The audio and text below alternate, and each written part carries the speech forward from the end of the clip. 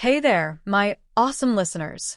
Welcome back to another heart-pounding werewolf shifter romance that's going to leave you absolutely breathless. I'm your host, and today we're diving into a world where fate doesn't take no for an answer, where one single scent can change everything, and where two stubborn alphas are about to discover that sometimes the moon goddess has a wicked sense of humor. Picture this: a rogue attack in the dead of night, blood on the wind, and two wolves who've spent years avoiding each other suddenly thrown together in the most dangerous situation of their lives. She's sworn off love, he's sworn off her pack, but when claws come out and lives hang in the balance, all bets are off. But what happens when fate intervenes with the one bond neither of them can break? Chapter 1. The metallic tang of blood hit Zara's nostrils the moment she stepped out of her cabin, and every instinct she'd honed over 25 years as a tracker screamed danger. Shit, she breathed, her wolf already pushing against her human skin, demanding to be released. The autumn air carried more than just the copper scent of spilled blood. There was something else. Something wild and wrong that made her hackles rise. Rogues. Her bare feet hit the cold ground running before her brain fully caught up. The pack alarm hadn't sounded yet, which meant whoever was bleeding was either too far from the main compound or too hurt to howl for help. Neither option sat well with the protective instincts that had made her the Crescent Moon Pack's youngest lead tracker. The forest blurred around her as she shifted mid-stride, her human form dissolving into that of a massive silver wolf. Her paws found purchase on the dew-slicked earth, and she followed the scent trail deeper into the woods. Every breath brought more information: 3 rogues, maybe 4, and they'd been hunting. The blood wasn't random spillage from a feeding. This was purposeful, methodical. They were hunting someone. Zara's wolf snarled as she caught another scent threading through the chaos of violence and fear. Pack scent. One of theirs was out there, bleeding, fighting for their life, while she'd been sleeping peacefully in her cabin like some useless. The thought cut off abruptly as a new scent hit her like a physical blow. Cedar. Leather. Wild rain. Her paws skidded to a halt, and for a moment that felt like eternity, her entire world tilted sideways. That scent, she knew that scent. It had haunted her dreams for 3 years, ever since the night she'd made the biggest mistake of her life and walked away from the one person who'd ever made her feel truly alive. Kale. No, she whined, the sound torn from her wolf's throat in pure anguish. He wasn't supposed to be here. His pack's territory was 50 miles north, and there was absolutely no reason for the Shadow Ridge Pack's enforcer to be bleeding in her forest unless. A roar of rage and pain echoed through the trees, so raw and primal that it sent ice straight to her bones. That wasn't just any wolf in trouble. That was her mate. The mate she'd rejected.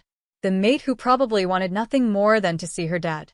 Zara's legs moved without conscious thought, eating up the distance between her and that heartbreaking sound. Branches whipped at her fur, roots tried to tangle her paws, but nothing could slow her down. Not when that scent was getting stronger, mixed now with fresh blood and something that made her wolf go absolutely feral with protective rage.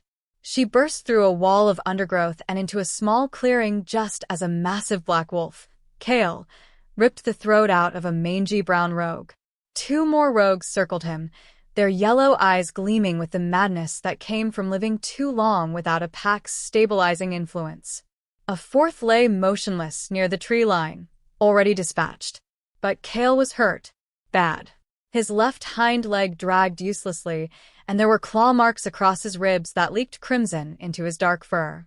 He was favoring his right side, and when he spun to face the next attacker, Zara saw him stumble. The rogue saw it too. They moved as one, coordinated in the way that made Zara's blood run cold. These weren't random ferals. They were organized, which meant someone had sent them. Someone who wanted Kale dead badly enough to risk an interpack war. The larger of the 2 rogues lunged, going low for Kale's injured leg while his companion went high, aiming for the throat.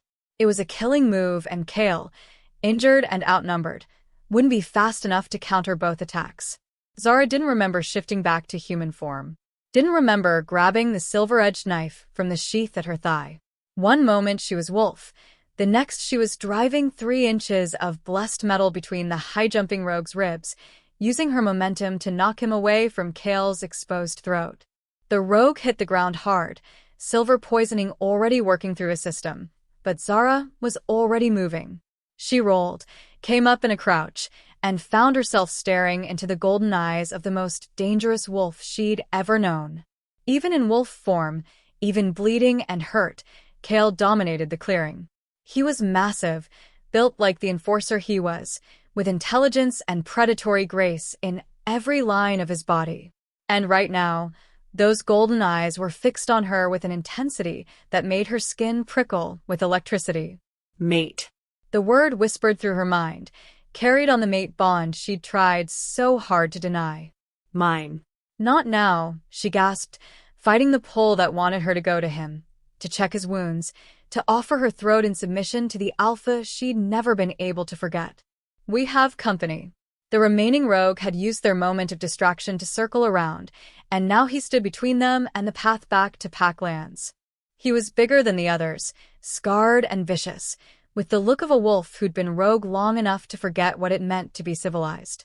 Well, the rogue said, his voice a gravelly rasp as he shifted to human form.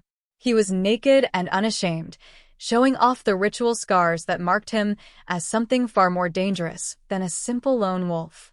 Kale Thorne and his precious rejected mate. My employer's going to be so pleased. Zara's knife was steady in her hand, but her heart hammered against her ribs. Employer. This was a hit.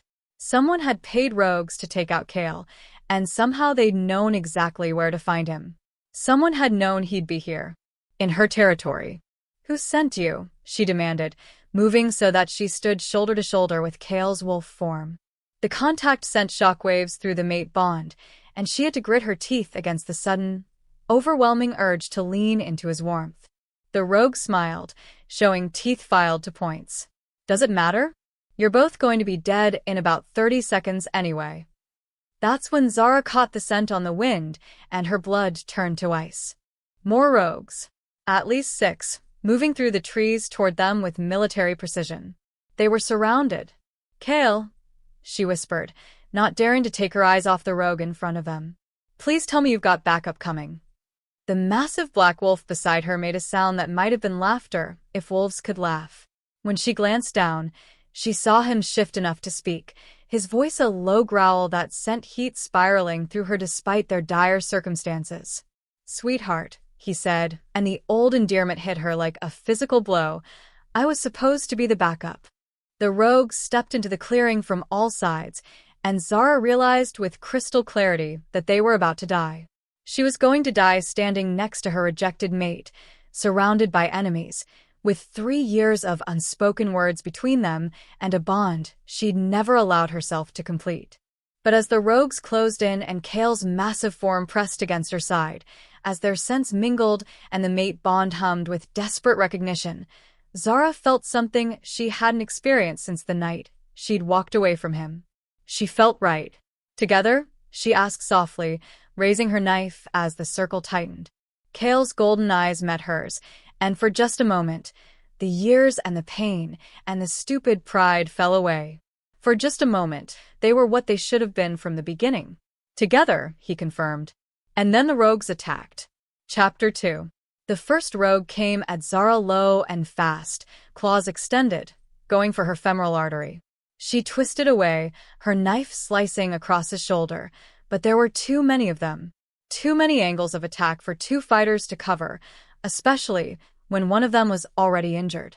Kale's wolf form exploded into motion beside her, his massive jaws clamping down on a rogue's throat even as his injured leg buckled. He compensated with sheer brutal strength, using his body weight to crush his opponent to the ground, but Zara could see the strain in every line of his powerful frame. "You're left," she shouted, spinning to intercept a rogue trying to flank him. Her blade found flesh, but not deep enough. The rogue's backhand caught her across the cheek, sending stars dancing across her vision. The mate bond flared with Kale's rage at seeing her hurt, and suddenly he wasn't just fighting, he was destroying. The injured wolf disappeared, replaced by something primal and terrifying. An alpha protecting his mate. Consequences be damned. 2 more rogues went down under his fury, but it cost him. Blood seeped from reopened wounds, and his breathing had turned labored. They couldn't keep this up. The trees.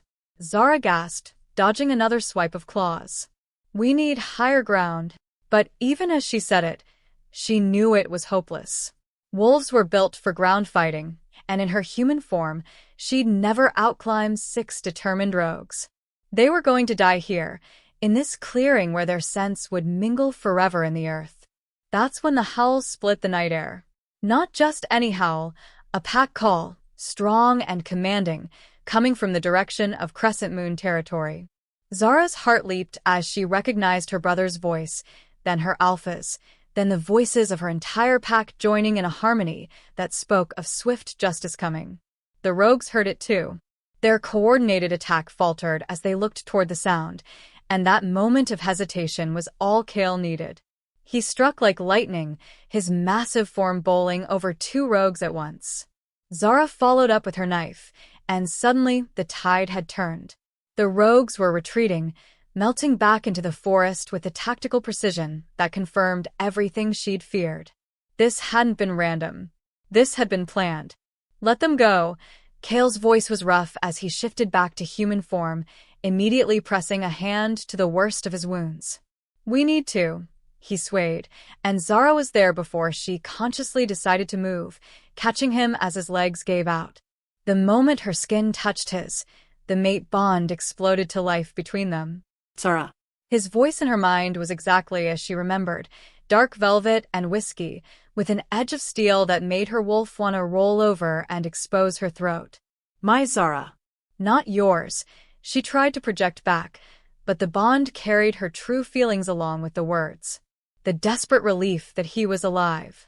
The fear that she'd almost lost him before she could explain. The 3 years of missing him that she'd tried so hard to bury.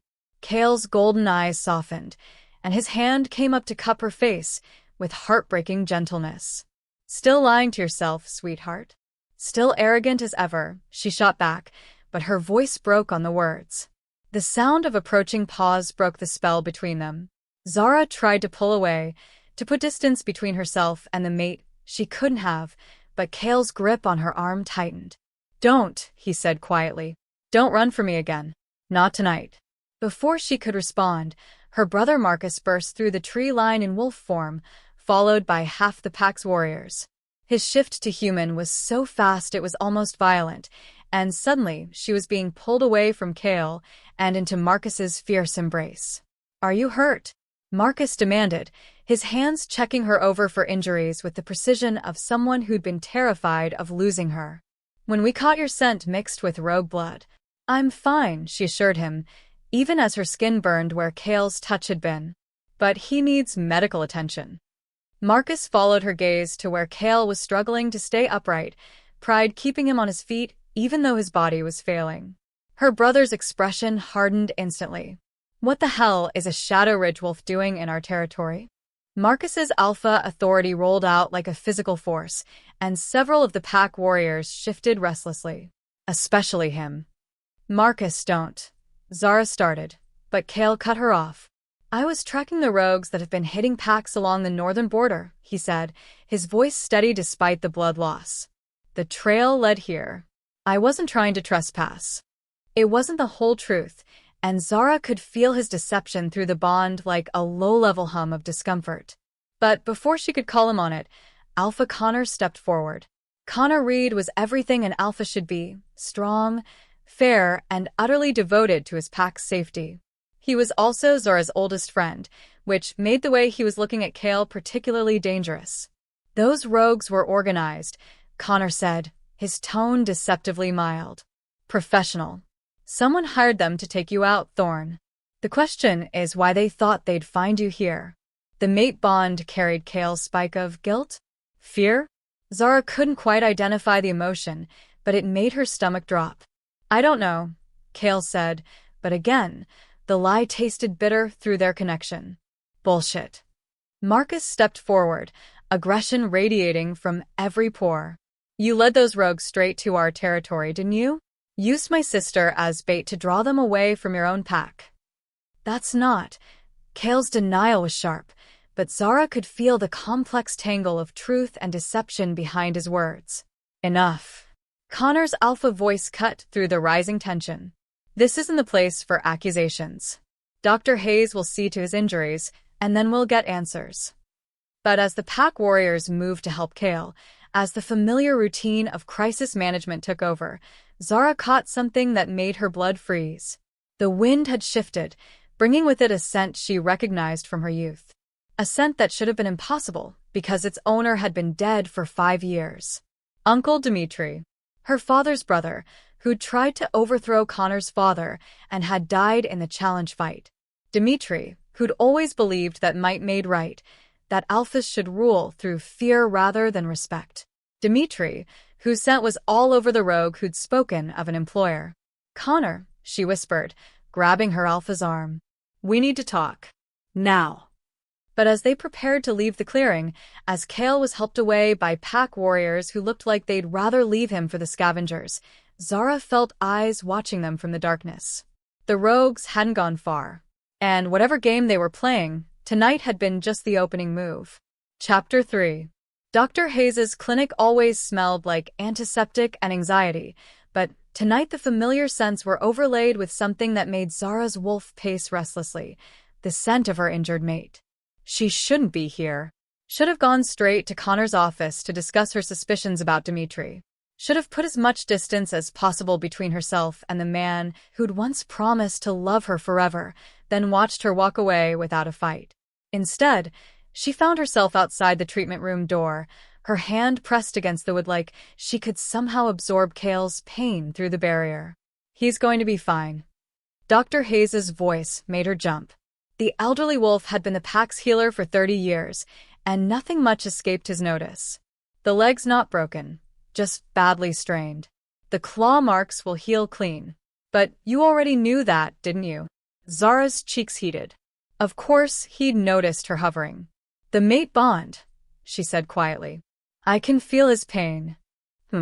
Dr. Hayes studied her with knowing eyes. Funny thing about rejected bonds.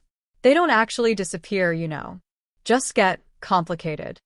I didn't reject him, Zara said automatically, then immediately regretted the admission. No?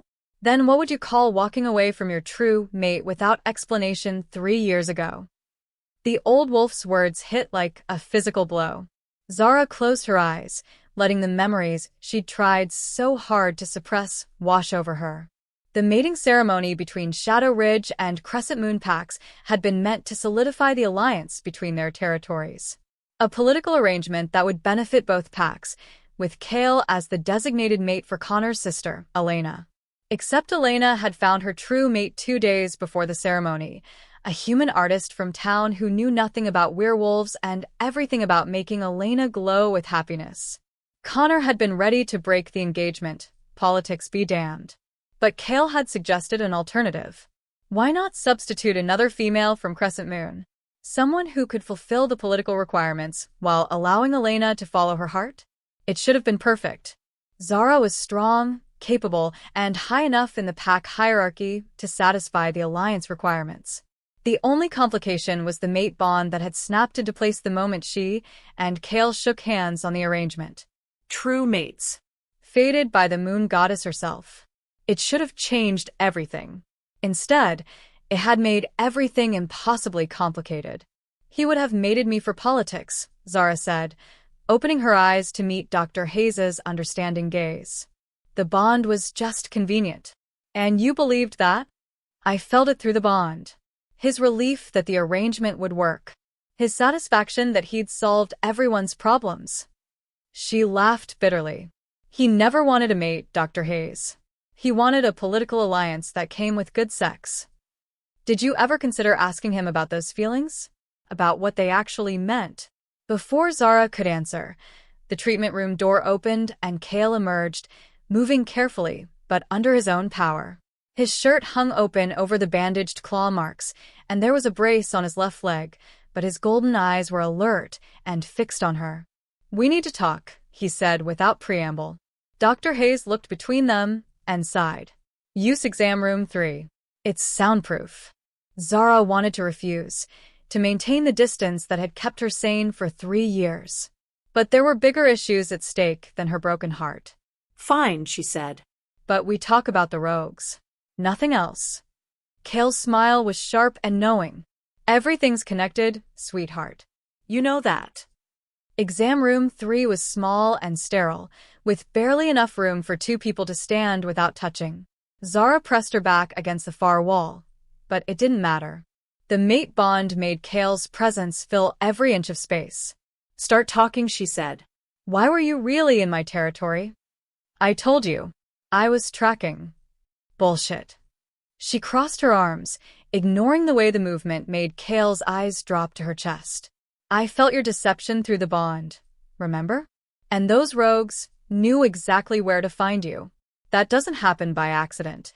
Kale was quiet for a long moment, and when he finally spoke, his voice was carefully controlled. Someone's been feeding information to the rogues. About patrol schedules, territory boundaries, pack movements. 3 packs have been hit in the past month, and in each case, the rogues knew exactly when and where to strike. A traitor. Or traitors, plural. The information is too detailed to be coming from one source. His expression darkened. But tonight was different. The rogues weren't just attacking, they were. The mate bond carried Kale's sudden spike of alertness, and she knew he'd caught the scent too. Knew he'd made the same terrible connection. When their eyes met, she saw her own horrified understanding reflected in his golden gaze. They'd found their traitor. And he was family. Chapter 4. The northern border station looked like a war zone. Zara stood at the edge of the clearing, trying to process the devastation while fighting the urge to empty her stomach. 4 of her packmates, wolves she'd known since childhood, lay scattered around the destroyed building like broken dolls. The scent of death hung heavy in the air, mixed with rogue musk and something else that made her wolf retreat deep inside her mind. Fear. Her packmates had died afraid. The message, Connor said grimly, gesturing toward the station's main wall. Carved deep into the wood, as if someone had used claws sharpened to razor points, were 3 words that made Kale go absolutely still beside her. Time is up. Personal. Connor asked, studying Kale's expression with the intensity of an alpha who'd just lost 4 of his people. Very. Kale's voice was controlled, but Zara could feel his rage through the mate bond like molten steel. Someone wants me to know they're done playing games. Any idea who? Zara opened her mouth to mention Marcus, to voice her suspicions about her brother, but something held her back. Maybe it was loyalty. Maybe it was the desperate hope that she was wrong. Or maybe it was the way Marcus himself stood at the edge of the group, his expression unreadable as he surveyed the carnage. We need to examine the bodies, she said instead. Check for anything the rogues might have left behind. It was a reasonable request from the pack's lead tracker, but Connor shook his head.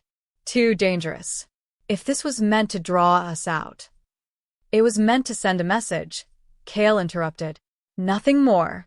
They got what they came for. Which was? Fear. Kale's golden eyes swept the assembled pack members, and Zara saw several of them shift uncomfortably under his scrutiny. They want you to know that nowhere is safe. That they can strike anywhere, anytime, and your alpha can't protect you. It was a classic destabilization tactic, and from the worried murmurs rippling through the group, it was working. But Zara was more concerned with the way Marcus had gone pale at Kale's words. Almost like he knew exactly what the rogues were planning. We should return to the compound, Marcus said, his alpha authority rolling over the group like a stabilizing force. Regroup, plan our response. This location is too exposed. Connor nodded, but his attention was focused on something near the station's rear wall. Zara, come look at this. She moved to where her alpha was crouched beside a set of tracks that led away from the station. Wolf prints, but wrong somehow.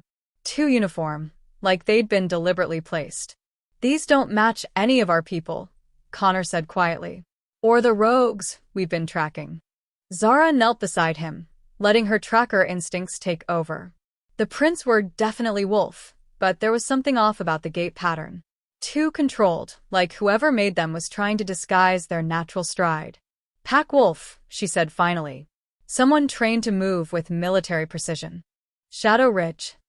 Connor's voice carried a subtle accusation. No. Kale appeared beside them, moving more easily despite his injuries. Our wolves don't move like this. This is something else entirely. Zara studied the tracks more carefully, and her blood chilled as realization hit. She'd seen this pattern before, years ago, during her training with the old tracker who'd taught her everything about reading sign and trail. Her uncle Dimitri's personal guard had moved like this. Wolves trained not just for combat but for stealth operations, for infiltration and assassination. Connor, she whispered. I think.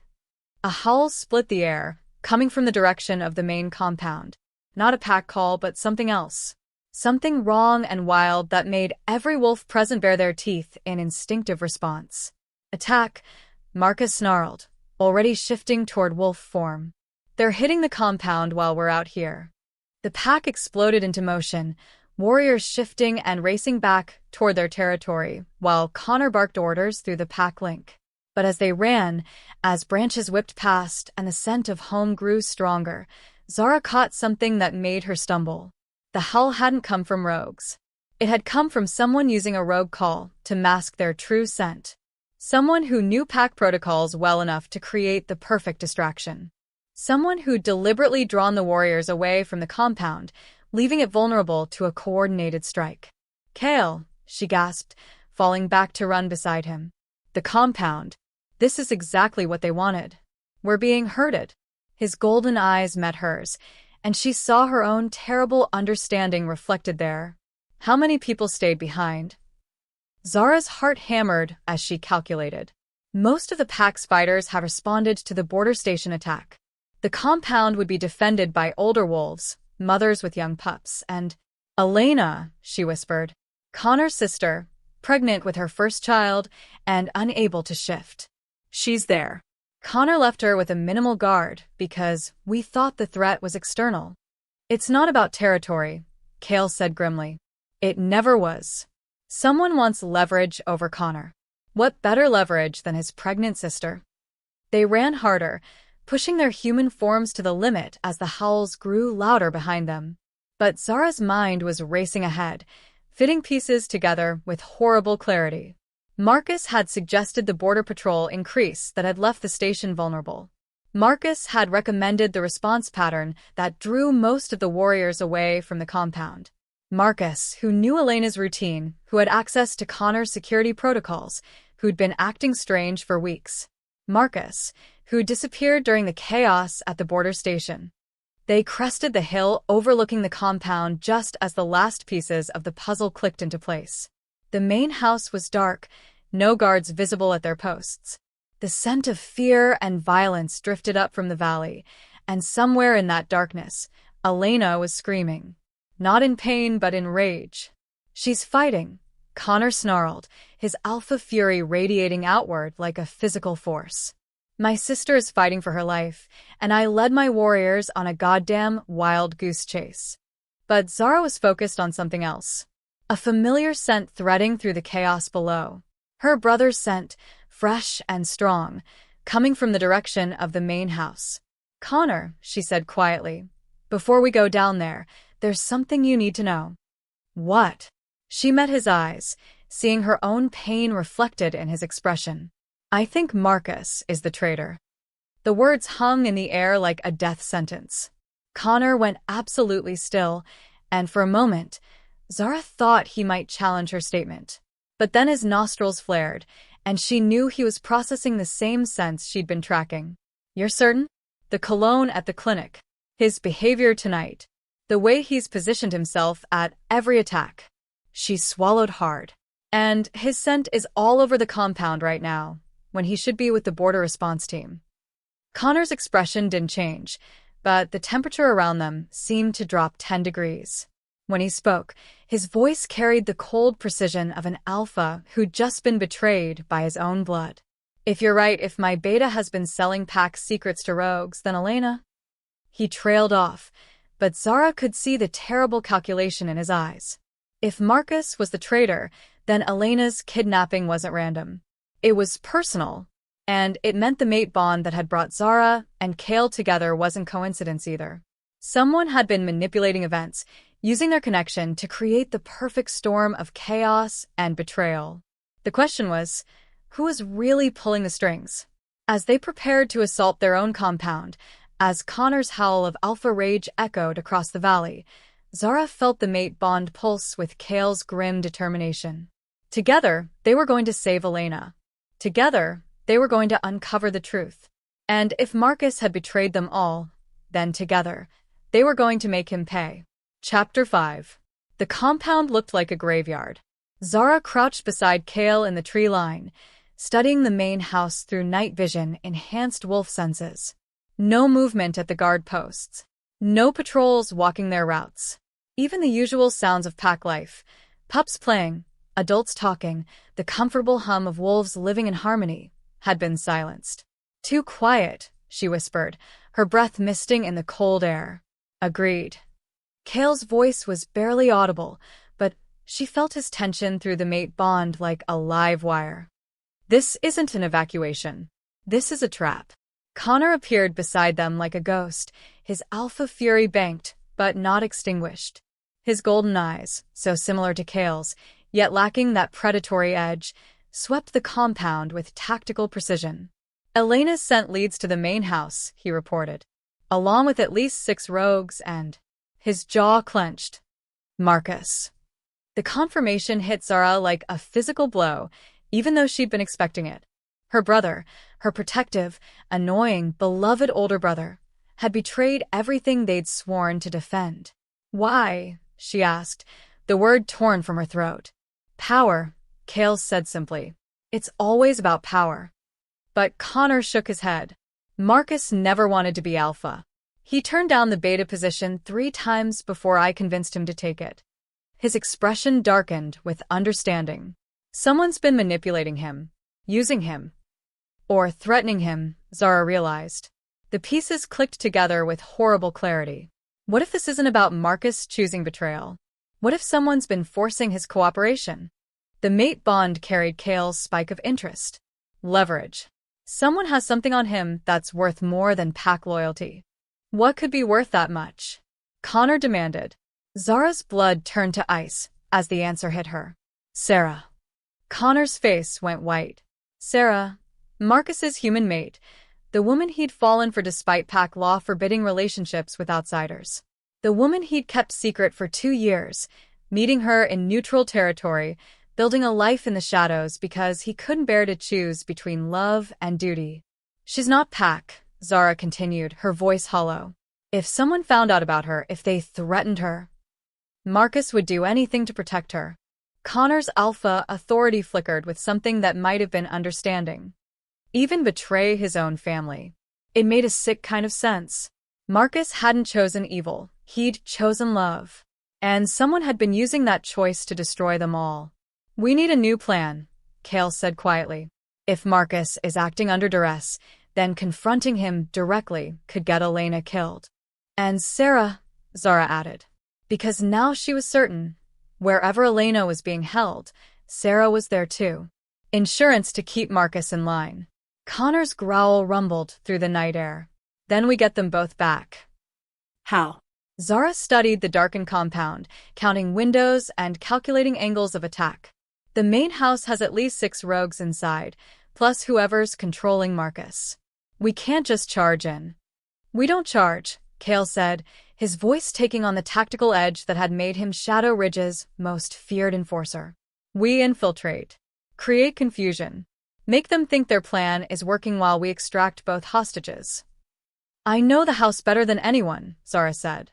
I can get inside through the old servant passages. They connect to Elena's suite and the guest rooms where they'd likely be holding Sarah. Absolutely not. The denial came from both Connor and Kale simultaneously, their alpha instincts overriding everything else. You're not going in there alone, Connor continued. If something goes wrong, Elena and Sarah die. Zara met both their stares with steel in her own eyes. I'm the tracker. I can move silent and fast. And more importantly, I'm Marcus's sister. He won't hurt me, even if his handlers order him to. The mate bond pulsed with Kale's fear for her safety, but she could also feel his reluctant recognition that she was right. I'll create a distraction, he said finally. Draw the rogues away from the main house. With that leg, Zara shook her head. You're still injured. I'm functional enough to cause chaos. His golden eyes blazed with predatory anticipation. And there's nothing rogues hate more than an enforcer on their territory. Connor looked between them, alpha pragmatism warring with protectiveness. If we do this, we do it smart. Zara gets 10 minutes to locate the hostages and get them moving. Kale creates his distraction and then falls back to the rendezvous point. I'll coordinate pack security to lock down the perimeter. It wasn't a perfect plan, but it was the best they had with limited time and resources. There's something else, Zara said reluctantly. If Marcus is being controlled through threats to Zara, then we need to be prepared for the possibility that he won't come quietly. He might fight us to protect her. Then we'll find another way to save him, Connor said with alpha certainty. But Elena comes first.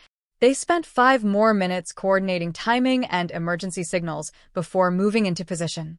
As Zara prepared to circle around to the servant entrance, Kale caught her arm. Be careful, he said, his voice rough with emotion. I can't lose you again. The words hung between them, loaded with 3 years of unspoken longing and regret.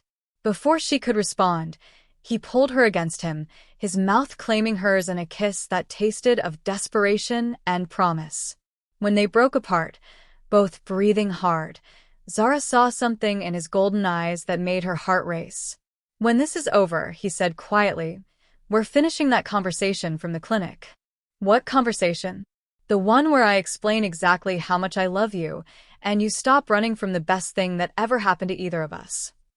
Heat flooded through her at his words, the mate bond singing with recognition and need.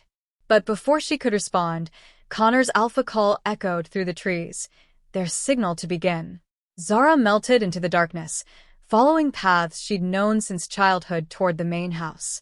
The servant entrance was hidden behind a false panel in the foundation, designed during the pack's early days when human threats had been a constant concern. The passage smelled of dust and disuse, but underneath those familiar scents, she caught something that made her wolf snarl. Rogue musk. Recent. Someone had been using these tunnels. She moved carefully through the narrow corridors, following the network of passages that honeycombed the old house. Elena's suite was on the 2nd floor, but the guest rooms where they'd likely hold Zara were on the main level. A muffled scream echoed through the walls, coming from the direction of the formal dining room. Female. Terrified. Zara changed course, following the sound through passages that grew narrower as they approached the house's public areas. The servant access to the dining room was hidden behind a bookshelf, a remnant from Prohibition days when the pack had hidden their more questionable activities from human authorities. She pressed her ear to the hidden door, listening to the voices beyond. Told you, she doesn't know anything. Marcus's voice, strained with barely controlled rage. Zara's human. She has no idea about pack politics or alliance structures. But she knows about you. A voice Zara didn't recognize, smooth and cultured with an accent she couldn't place. And that makes her valuable leverage. I've done everything you asked. Fed you information, delayed security responses, even led Connor's forces away from the compound. When does it end? When I have what I came for. Which is? The Shadow Ridge alliance broken. Your Alpha's power base destroyed. And most importantly, the voice took on a deadly edge. Kale, Thorn dead. Zara's blood chilled. This wasn't about territory or pack politics. This was personal revenge against Kale, and everyone else was just collateral damage. Elena's given birth to a future Alpha, Marcus said desperately. Isn't that enough? You have Connor's heir as leverage. Elena is insurance, but Thorn is the real prize. The stranger's voice carried satisfied malice.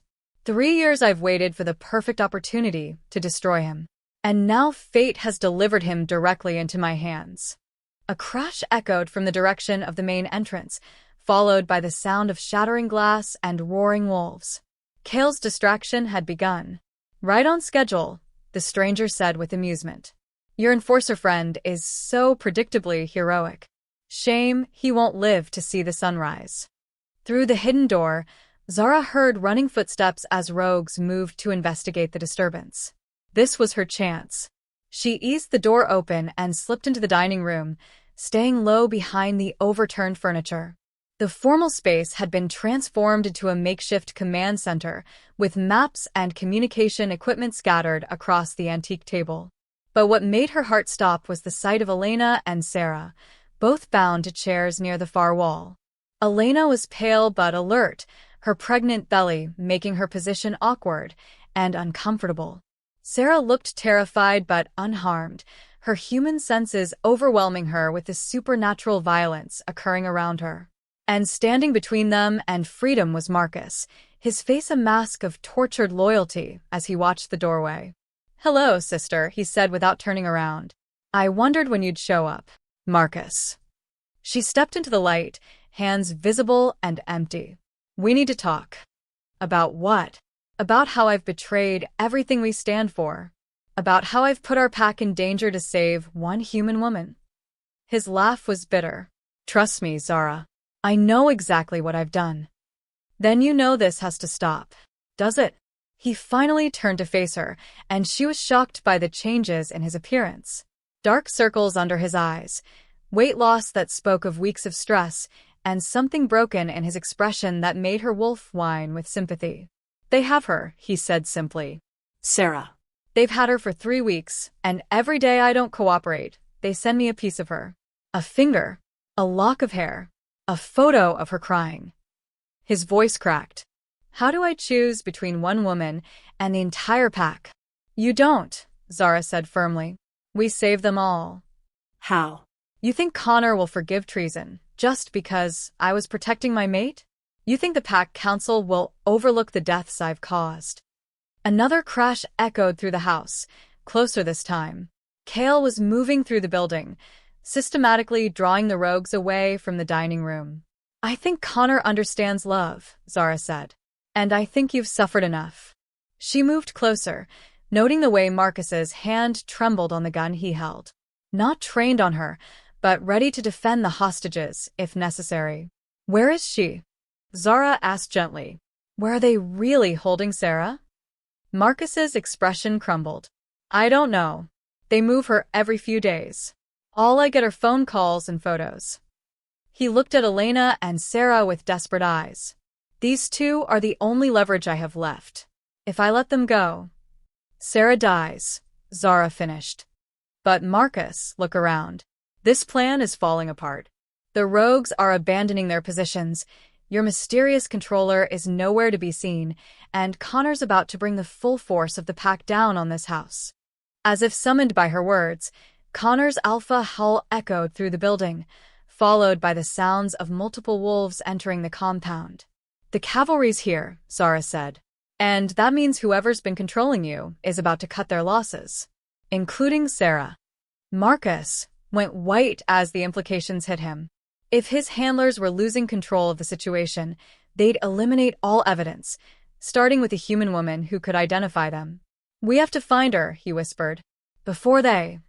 We will. Zara reached out slowly, covering his hand with hers. But first, we get Elena and Zara to safety. Then we use pack resources to track down your mate. You do that? After everything I've done? You're my brother, she said simply. And family protects family. Marcus's resistance crumbled entirely. He dropped the gun and moved to untie Elena, his hands shaking with relief and residual terror. The controller, Elena gasped as soon as her gag was removed. He's not here. This whole thing was a setup to get Kale alone in the building. Zara's blood turned to ice. What do you mean? The man giving orders. He left 20 minutes ago. Said he had a wolf to hunt. Elena struggled to her feet, one hand pressed to her swollen belly. Zara, I think Kale's walking into a trap.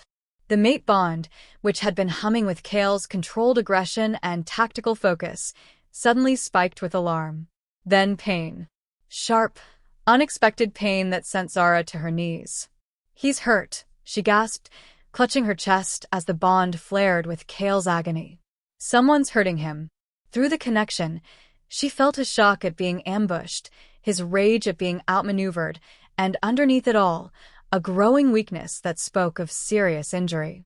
"I have to go to him," she said, struggling to her feet. "Zara, no." Marcus reached for her, but she was already moving. "Get them out of here," she called over her shoulder. "Find Connor. Tell him." She paused at the doorway, looking back at her brother with fierce love. "Tell him family forgives family." Then she was running through the house, following the mate bond like a compass toward the man she'd never stopped loving. The man who might die before she could tell him the truth about why she'd really walked away. Chapter 6. Zara found Kale in the old pack training room, and the sight that greeted her made her wolf howl with rage. He was chained to the reinforced beam that ran across the ceiling, silver shackles burning his wrists as he hung suspended 3 feet off the ground. Blood dripped from a dozen wounds, and his golden eyes were hazy with pain and silver poisoning. Standing before him, circling like a predator savoring its kill, was a man Zara had hoped never to see again. Viktor Petrov, her father's former business partner. The wolf who'd tried to force a mating between her and his psychotic son 5 years ago. The wolf Connor had banished from Packlands after Zara had nearly died fighting off his son's courtship.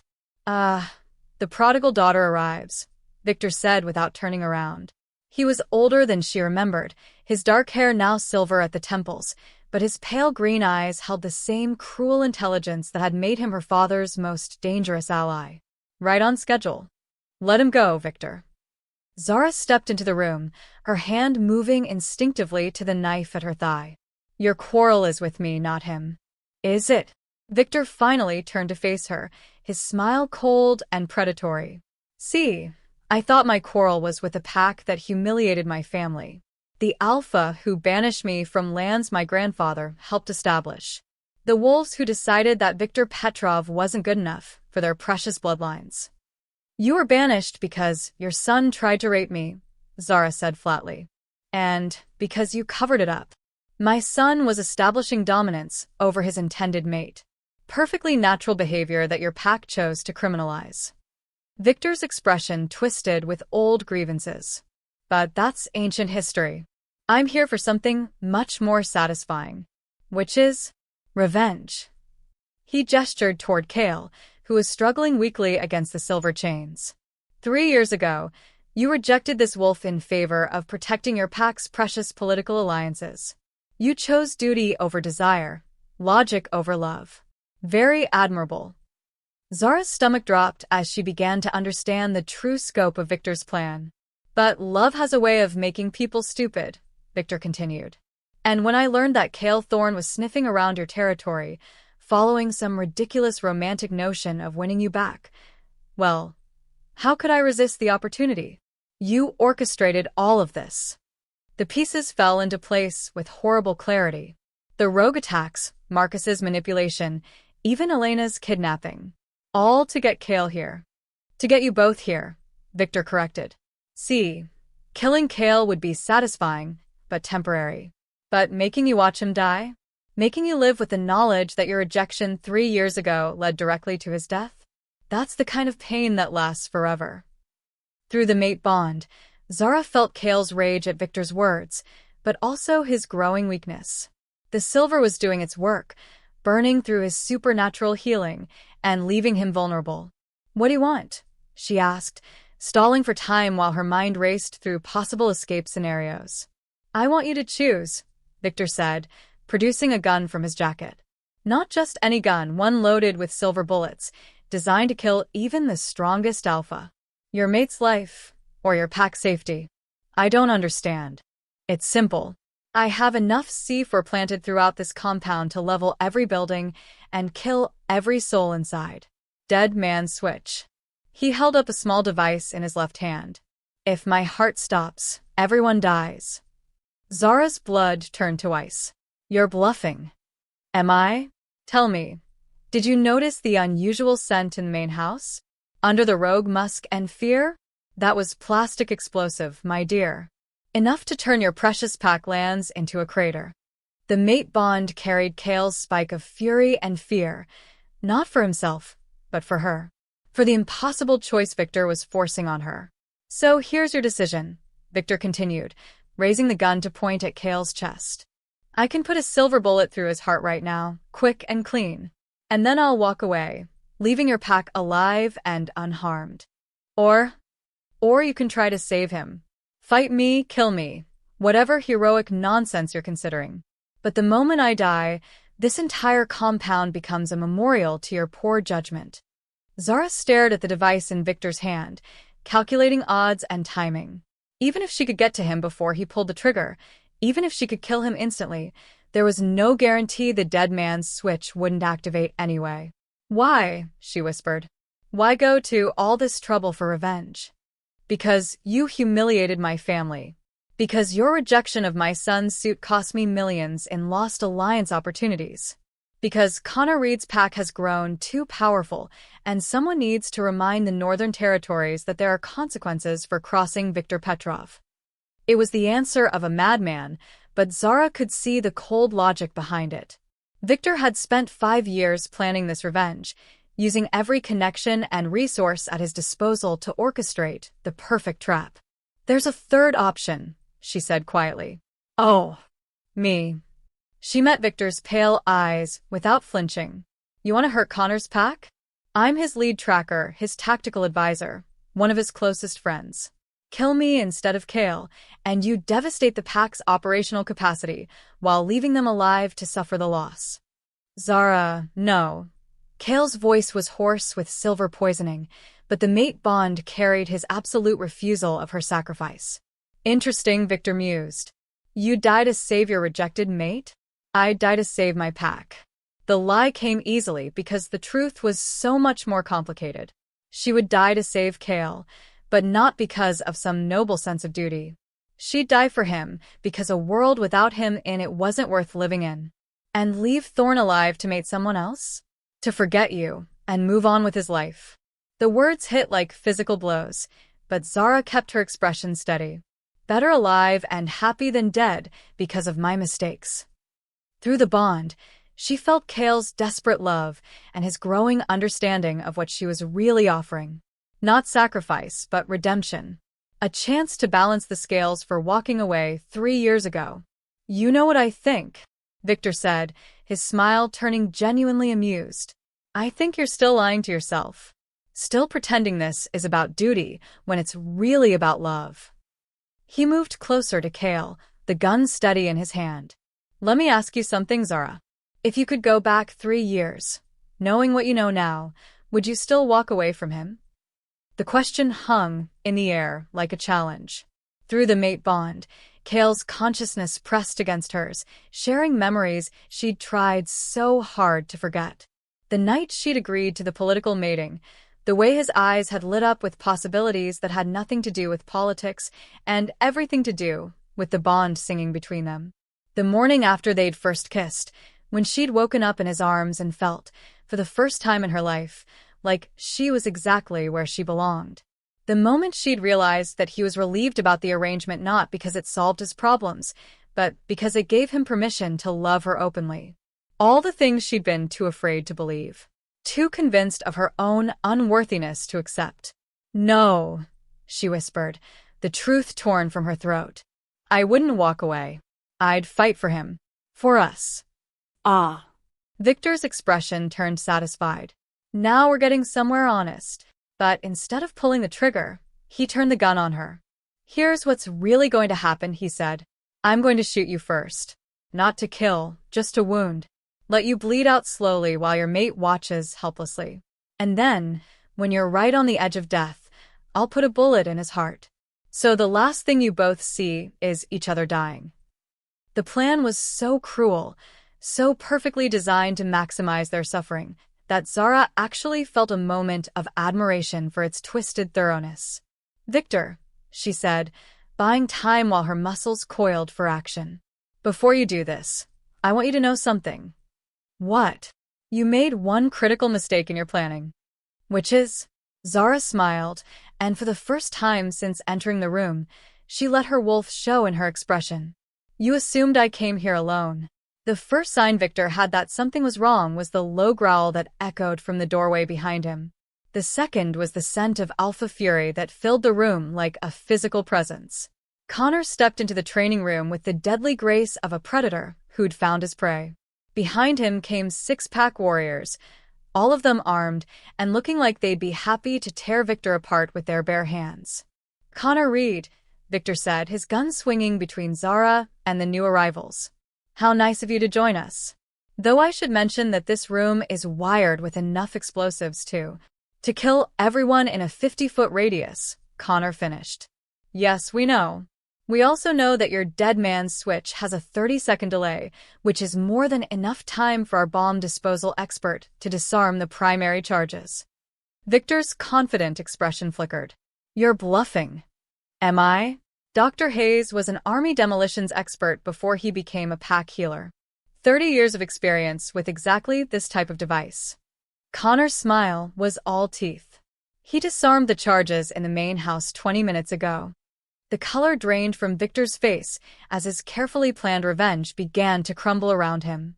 "But even if he hadn't," Connor continued, "did you really think I'd let you hurt my pack without consequences? You've been in exile for 5 years, Victor. You have no idea what we're capable of now." That's when Victor made his final, fatal mistake. Instead of surrendering, instead of trying to negotiate, he turned the gun back toward Cale with the desperate fury of a man who had nothing left to lose. "If I can't have my revenge, at least I can." Zara moved. Not toward Victor, but toward Cale. The silver chains holding him were anchored to the ceiling beam, but the beam itself was decorative, designed for training equipment rather than holding the full weight of an alpha wolf. She hit the chain with her full body weight, using momentum and desperation to snap the weakened links. Cale crashed to the ground in a tangle of silver and blood, but he was free. Victor's shot went wide, the bullet embedding itself in the wall where Cale's chest had been a split second before. And then Connor was there, moving with the lethal speed that had made him one of the youngest alphas in pack history. Victor's second shot never came. When the violence ended, when Victor lay motionless on the training room floor and the threat was finally over, Zara found herself kneeling beside Cale as Dr. Hayes worked to remove the silver shackles from his burned wrists. "Stupid," Cale murmured, his golden eyes fixed on her face. "So fucking stupid, trying to sacrifice yourself. Says the wolf who came here alone to face unknown numbers of enemies," she shot back. "I had backup." "Where?" "You." His hand came up to cup her face, thumb brushing across her cheekbone with heartbreaking gentleness. "I always have you, sweetheart. Even when you're trying to protect me from myself." The mate bond pulsed between them, carrying 3 years of accumulated longing and regret. But underneath the pain and fear, Zara felt something else. Hope. "Cale," she whispered. "About what I said to Victor. About not walking away if I could do it over." "I know." His eyes were soft with understanding. "I've always known." "Then why didn't you fight for me? When I left, when I tried to break the bond, why did you let me go?" Cale's smile was sad and infinitely gentle. "Because you weren't ready to be fought for. You needed to choose me, Zara. Not because of politics or convenience or pack alliances, but because you wanted me more than you were afraid of being hurt." Dr. Hayes finished with the shackles and moved away, giving them privacy for the conversation that was 3 years overdue. "And now," she asked, "now I think you're ready to stop running." Zara looked into his golden eyes and saw her entire future reflected there. Not the political alliance she'd feared, not the convenient arrangement that would benefit both packs, but something infinitely more precious. Love. Real, honest, complicated love that would challenge her and support her and make her stronger than she'd ever been alone. "I love you," she said, the words falling from her lips like a prayer. "I've loved you since the moment we met, and I'm tired of pretending that's not enough." Cale's answering smile was brilliant enough to light up the entire room. "It's everything," he said, pulling her down for a kiss that tasted of promise and new beginnings. "It's always been everything." Chapter 7. The pack house had been transformed. What had been a site of violence and betrayal just hours before was now alive with celebration. The threat was over, the traitor revealed and forgiven, and the alliance between Crescent Moon and Shadow Ridge was stronger than ever. But Zara barely noticed the party happening around her. All her attention was focused on the man beside her, on the way Kale's hand felt in hers, on the mate bond that hummed with contentment for the first time in 3 years. "You're staring," he murmured, leaning close enough that his breath tickled her ear. "I'm memorizing," she corrected. "In case I'm dreaming and wake up to find this is all some silver poisoning hallucination." Not a hallucination. His thumb traced circles on the back of her hand, sending sparks of electricity up her arm. "Though I understand the impulse to double-check." They were sitting on the porch swing behind the main house, watching pack members celebrate under the full moon. Elena had been checked by Dr. Hayes and declared healthy despite her ordeal. Marcus had been formally forgiven by Connor and was currently on a video call with Zara, who'd been found safe in a rogue safe house 50 miles north. Victor's network had collapsed with his death, and the threat to the northern packs was over. Everything was perfect. So, why was Zara's wolf still restless? "There's something else," she said quietly, not looking at him. "Something I need to tell you about why I really left." Kale went still beside her. "Zara. No, let me say this." She turned to face him, needing to see his expression when she finally told him the truth. "You think I left because I was afraid of a political mating. Because I thought you only wanted me for convenience. Didn't you?" "That's what I told myself. But the real reason—" She took a shaky breath. "The real reason was that I was terrified of how much I loved you." Kale's golden eyes searched her face. "Explain." "When the mate bond snapped into place, when I felt that connection for the first time, it was like drowning. Suddenly my entire world revolved around you. My happiness, my safety, my sense of self, all of it depended on a man I'd just met." The words came faster now, 3 years of suppressed fear spilling out. "And I panicked, because you thought love made you weak. Because I knew it made me weak." She laughed bitterly. "My mother died because she couldn't live without my father. When he was killed in a challenge fight, she just faded away. Left Marcus and me orphaned because the pain of losing her mate was more than she could bear." Understanding dawned in Kale's expression. "You were afraid the same thing would happen to you. I was afraid that loving you that much would destroy me. That I'd lose myself so completely in the bond that I wouldn't be able to function without you." Tears she'd held back for years finally spilled down her cheeks. "So I ran. Told myself it was about politics and pride when really I was just terrified of needing someone that much." Kale was quiet for a long moment, processing her confession. When he finally spoke, his voice was gentle but firm. "Your mother didn't die because she loved your father too much," he said. "She died because she forgot that love is supposed to make you stronger, not weaker." "What do you mean?" "True mates don't complete each other, sweetheart.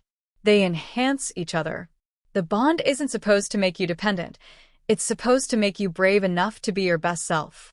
He stood and pulled her to her feet, his hands framing her face with infinite tenderness. "These past 3 years, have you been weaker without me?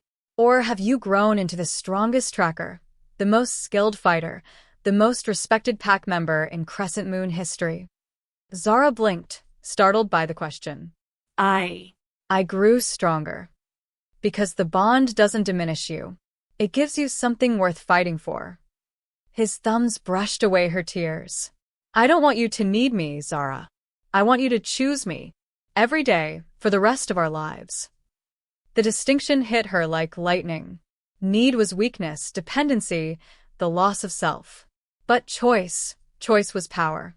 "I choose you," she whispered, the words carrying the weight of absolute certainty. "I choose us." Kale's answering smile was brilliant. "Then it's time to make it official." Before she could ask what he meant, he was shifting, his human form dissolving into the massive black wolf that had first captured her attention. But this time, instead of aggression or pain, his wolf radiated invitation. "Run with me," his voice whispered through the mate bond. "Let me show you what we could be together." Zara didn't hesitate. Her own shift was smooth and natural, silver fur gleaming in the moonlight as she followed him into the forest. They ran side by side through familiar territory, but everything felt different now. The scents were sharper, the night sounds clearer, the very air alive with possibilities. And through it all, the mate bond hummed with perfect harmony. Kale led her to a clearing she'd never seen before, high on a ridge that overlooked both pack territories. In the distance, she could see the lights of both compounds, symbols of the alliance that had brought them together. "Here," he said, shifting back to human form. "This is where I want to claim you." Zara shifted as well, suddenly aware that they were both naked under the moonlight, skin glowing silver in the lunar glow. But instead of embarrassment, she felt only rightness. "The claiming bite," she said, understanding flooding through her. "If you're ready. If you want. I want." The words came without hesitation. "I want everything." Kale moved toward her with predatory grace, but there was nothing threatening in his approach. This was courtship, ancient and primal, the dance that had bound mates for thousands of years. "You're beautiful," he said, his hands skimming down her sides, mapping every curve and hollow. "Perfect. Mine." "Yours," she agreed, reaching up to trace the strong line of his jaw. "And you're mine. Always." His mouth came down on hers, and this time there was no urgency, no desperation. Just love, pure and sweet and infinite. His hands explored her body with reverent care, learning every sensitive spot, every place that made her gasp and arch against him. When he laid her down on the soft grass, when his body covered hers with protective warmth, Zara felt the last of her fears dissolve. This wasn't about losing herself. This was about finding the other half of her soul. "I love you," she whispered against his throat, feeling the strong pulse of his heartbeat beneath her lips. "Show me," he replied, his voice rough with need and tenderness. Their joining was everything she'd dreamed and nothing like she'd feared. Slow and sweet and perfect, building to a crescendo that left them both breathless. And when the moment came, when Kale's teeth found the claiming spot at the junction of her neck and shoulder, the bite that would mark her as his mate forever, Zara didn't flinch. She bit him back. The dual claiming sent shockwaves through the mate bond, strengthening it beyond anything either of them had experienced. Suddenly, she could feel his emotions as clearly as her own, could sense his thoughts, his love, his absolute devotion. And underneath it all, his wonder that she'd chosen to claim him in return. "Equal partners," she said when they could finally speak again, her fingers tracing the fresh bite mark on his throat. "No dominance, no submission. Just us." "Just us," he agreed, his arms tightening around her. "For the rest of our lives." They lay together under the moonlight, sharing soft kisses and softer words, planning a future that seemed impossible just hours before. The mate bond hummed with contentment, carrying their love back and forth like a promise that would never break. "There's going to be paperwork," Zara said eventually, laughing at the mundane reality intruding on their perfect moment. Alliance contracts to update. Territory agreements to revise. A formal mating ceremony for the packs to witness. Kale's smile was lazy and satisfied. "Think you can handle being an enforcer's mate? Think you can handle being mated to a woman who outranks you in her own pack?" "I'm looking forward to it." As dawn approached and they finally made their way back to the compound, Zara realized that her wolf had finally stopped pacing. For the first time in 3 years, she felt complete. Not because she needed Kale to function, but because choosing to love him had made her brave enough to become everything she was meant to be. Together, they were unstoppable. Together, they were home. Chapter 8. 3 weeks after the claiming, Zara should have been happier than she'd ever been in her life. The mate bond with Kale was everything she'd dreamed and more, a constant source of strength, comfort, and connection that made her feel invincible. The alliance between their packs was stronger than ever, with joint patrols and shared resources creating unprecedented security along the northern border. Even Marcus had found peace, with Sarah slowly being introduced to pack life and accepting her place in their supernatural world. So, why did Zara wake up every morning with the nagging feeling that something was wrong? You're brooding again, Cale observed from across the breakfast table in their new shared cabin. The structure sat on the border between pact territories, a symbol of their united future and a practical solution to their need to serve both communities. I'm not brooding. I'm thinking. About. Zara set down her coffee cup and met his concerned golden eyes. About how convenient everything's been lately. Victor's network collapsed completely when he died. Every rogue in the region either fled or surrendered. The Northern Territories have been peaceful for 3 weeks running. And that's a bad thing? It's a suspicious thing. She stood and moved to the window, studying the forest that surrounded their home. Victor spent 5 years planning his revenge. You don't build that kind of operation without backup plans, contingencies, fail-safes. Cale joined her at the window, his arms sliding around her waist from behind. The contact sent familiar sparks through the mate bond, but today even that couldn't quiet her unease. Maybe he was just arrogant, Cale suggested. Maybe he really believed his plan was foolproof. Maybe. But Zara's tracker instincts were screaming that they'd missed something important. Or maybe his death wasn't the end of the plan. Maybe it was just the beginning of the next phase. Before Cale could respond, the sound of running footsteps approached their cabin. A sharp knock on the door was followed by Connor's voice, tight with urgency. Zara. Cale, we need you at the compound. Now. They exchanged a look of mutual dread before opening the door to find Connor flanked by 2 pack warriors, all of them armed and radiating tension. What's happened? Zara asked. Sarah's missing, Connor said grimly. Vanished from Marcus's cabin sometime during the night. No signs of struggle, no scent trail to follow. Like, she just disappeared. Zara's blood turned to ice. Sarah was human, completely unable to mask her scent or move through pack territory undetected. For her to vanish without a trace meant either supernatural intervention or someone took her, Cale said, voicing her fears. Someone with the skill to cover their tracks. That's what we're afraid of. Connor's expression was grim. Marcus is not handling it well. That turned out to be a massive understatement. When they arrived at the main compound, they found Marcus in full alpha rage, his wolf so close to the surface that his eyes flickered between human brown and lupin gold with every breath. She was there, he snarled, pacing the length of Connor's office like a caged animal. I felt her beside me when I fell asleep.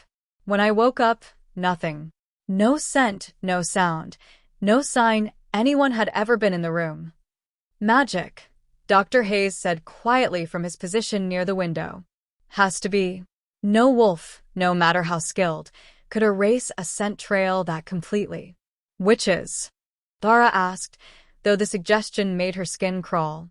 Supernatural politics were complicated enough, without adding magic users to the mix. Or someone with access to magical resources, Cale said. His expression had turned thoughtful, the tactical mind that made him such an effective enforcer working through possibilities. Victor had contacts throughout the supernatural community. If he'd hired magical assistants, they'd still be under contract even after his death, Connor finished. Damn. We should have considered that possibility. Marcus stopped pacing and fixed them all with a stare that was pure predator. I don't care who took her or how they did it. I want her back. Today. Marcus. Connor started, but his beta cut him off. No. Don't give me pack politics or careful planning or measured responses. Someone has my mate, and I will burn down every supernatural safe house from here to the Canadian border to get her back. The alpha authority in his voice was so strong that several pack members in the outer office shifted restlessly. Marcus might not want to be alpha himself, but when properly motivated, he could project power that rivaled Connor's own. We'll find her, Zara said firmly. But we need to be smart about this. If magical concealment is involved, we need magical help to counter it. I know someone, Cale said reluctantly. A witch who owes Shadow Ridge a favor. She's difficult, but she's also the most powerful practitioner within 100 miles. Call her, Connor ordered. There's a problem. Morgana doesn't use phones. Or cars. or any technology more advanced than candlelight. Kale's expression was pained. If we want her help, we have to go to her. In person. To her territory. Where? The old-growth forest 50 miles north. The section that's been declared a wildlife preserve but really exists because no human agency has been stupid enough to try to develop land claimed by a territorial witch. Zara had heard stories about that forest. Tales of hikers who went in and never came out, of GPS systems that stopped working the moment you crossed the tree line, of cell phones that died for no reason, and compasses that spun wildly before pointing toward whatever direction would lead you deeper into the woods. How dangerous? She asked. For me? Minimal. I have an existing relationship with her. Kale's golden eyes met hers. For you? Unknown. Morgana doesn't like werewolves in general, and she particularly doesn't like mated pairs. Something about our bonds making us energetically unstable. I don't care if she doesn't like us, Marcus snarled. I care if she can find Zara. She can, Kale confirmed. If anyone has the power to break through magical concealment, it's Morgana.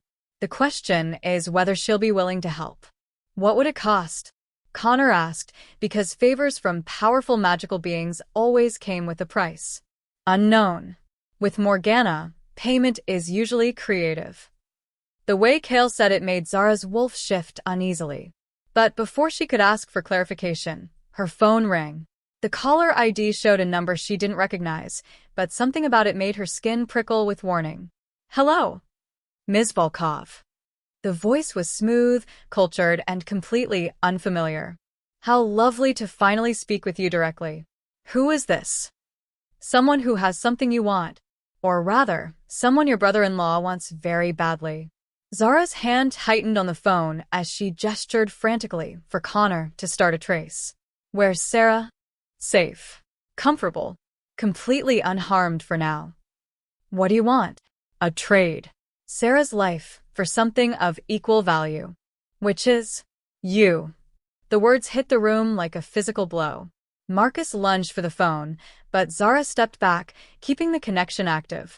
Explain, she said, her voice steady despite the ice forming in her veins. Viktor Petrov was a useful tool, but ultimately just a means to an end. His death was regrettable but not unexpected. However, his employer still has need of your particular talents. My tracking abilities? Among other things. You see, Ms. Volkov, you possess something quite rare in the supernatural world. A perfect combination of enhanced senses, tactical intelligence, and most importantly, access to both major pact territories in the northern region. Zara's mind raced as she began to understand the true scope of whatever conspiracy they were facing. Viktor hadn't been the mastermind, he'd been a hired gun. Someone else was pulling the strings, someone with goals that went far beyond personal revenge. You want me to spy on my own packs? I want you to facilitate certain operations that will be much easier with inside assistance. Think of it as freelance consulting work. And if I refuse? Then Zara dies. Slowly. Painfully. And her death will be broadcast live to your brother-in-law's phone, so he can watch every moment of her suffering. Marcus made a sound of pure rage, his control slipping enough that claws emerged from his fingertips. I need time to consider, Zara said. Of course. You have 12 hours to present yourself at the location I'm about to text you. Come alone, come unarmed, and come prepared to be very cooperative. And Zara? Will be released unharmed once I'm confident of your commitment to our new arrangement. The line went dead, and almost immediately, Zara's phone chimed with a text message containing GPS coordinates. Let me see, Connor said, taking the phone and studying the location. His expression darkened. This is in neutral territory. The abandoned mining complex about 30 miles east. I know it, Kale said grimly. It's a maze of tunnels and abandoned buildings. Perfect for an ambush or a long-term imprisonment. Then that's where we start, Zara said, already moving toward the door. We. Kale caught her arm, his golden eyes blazing with protective fury. Absolutely not. You are not walking into an obvious trap. I'm not planning to surrender myself, Zara said. But I am going to scout the location, get a sense of what we're dealing with, and figure out how to extract Zara without getting us all killed." The caller said, "Come alone. The caller can kiss my ass. We're pack. We handle threats together."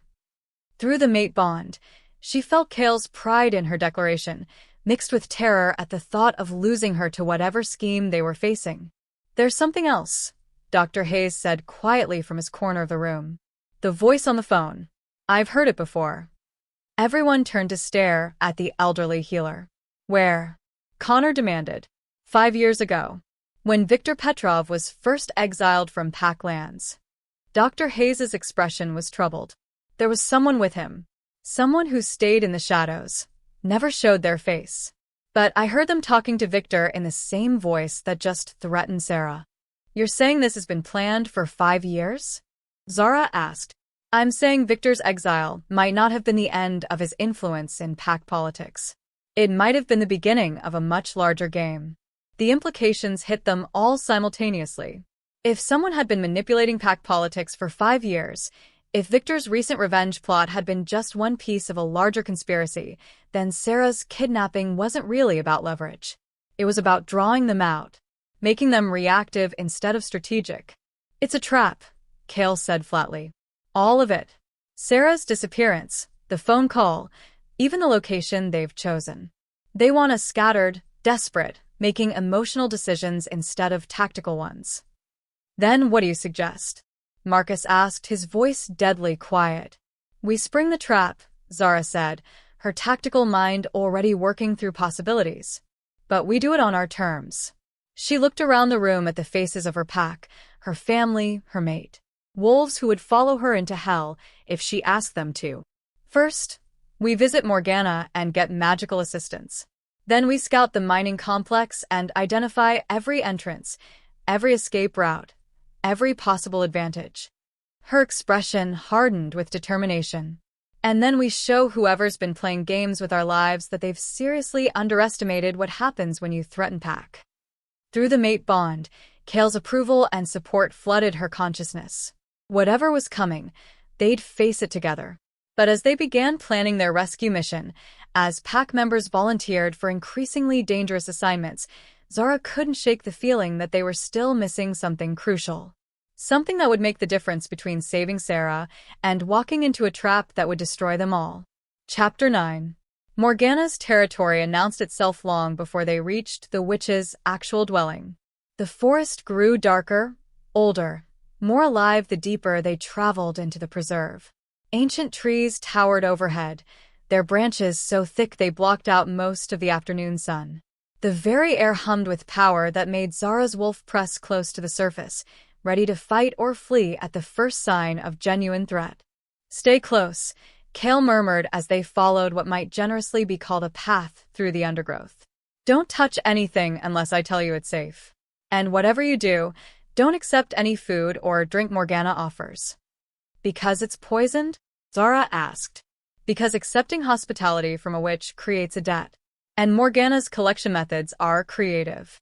They'd been walking for an hour through increasingly unnatural forest when the cottage appeared. One moment there was nothing but trees and shadows. The next they were standing before a structure that looked like something from a fairy tale. Not the sanitized Disney version. The original Brothers Grimm stories where witches ate children and princes died in pools of their own blood. The cottage was built from stones that seemed to shift color in the filtered light, covered by a thatched roof that moved as if breathing. Gardens surrounded the structure, but instead of flowers, they were filled with plants that shouldn't exist, silver-leafed trees that whispered secrets, mushrooms that glowed with their own inner light, and herbs that tracked movement with leaves that turned to follow their approach.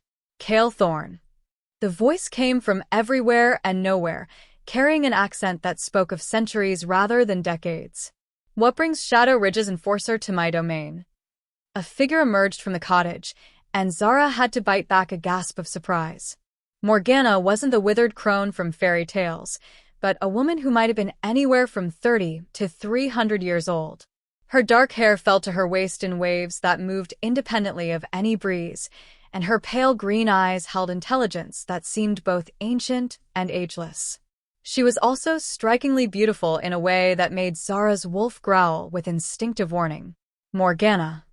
Kale inclined his head respectfully. I've come to call in the favor Shadow Ridge earned 3 years ago. Have you? Morgana's gaze shifted to Zara, and those pale eyes seemed to look right through her to something deeper. And you've brought your mate. How interesting. Interesting how? Zara asked, stepping forward despite Kale's restraining hand on her arm. You glow, Morgana said simply. Both of you. The mating bond creates an aura that's quite lovely to those who can see such things. But also quite. She paused, considering. Volatile. Volatile? Mated wolves in crisis tend to make spectacularly poor decisions. Love makes you brave and stupid in equal measure. Morgana's smile was sharp as a blade. But please, tell me about this favor you require. Kale explained the situation quickly. Sarah's disappearance, the magical concealment involved, the deadline they were facing. Morgana listened without interruption, but Zara noticed the witch's attention kept drifting back to her, as if she were particularly fascinating for reasons that had nothing to do with the story being told. Finding a magically hidden human, Morgana mused when Kale finished. Certainly within my capabilities. But as you well know, favors come with prices. What do you want? Zara asked. From him. Morgana gestured toward Kale. Nothing. The favor Shadow Ridge earned was paid for in blood and sacrifice. I'm honor-bound to fulfill one request. From me? Now that's more interesting. Morgana circled Zara like a predator studying prey, her bare feet making no sound on the forest floor. You see, my dear, you possess something quite rare. Something I've been searching for. Which is alpha blood with no ambition for the position. Morgana stopped directly in front of her, pale eyes boring into Zara's with uncomfortable intensity.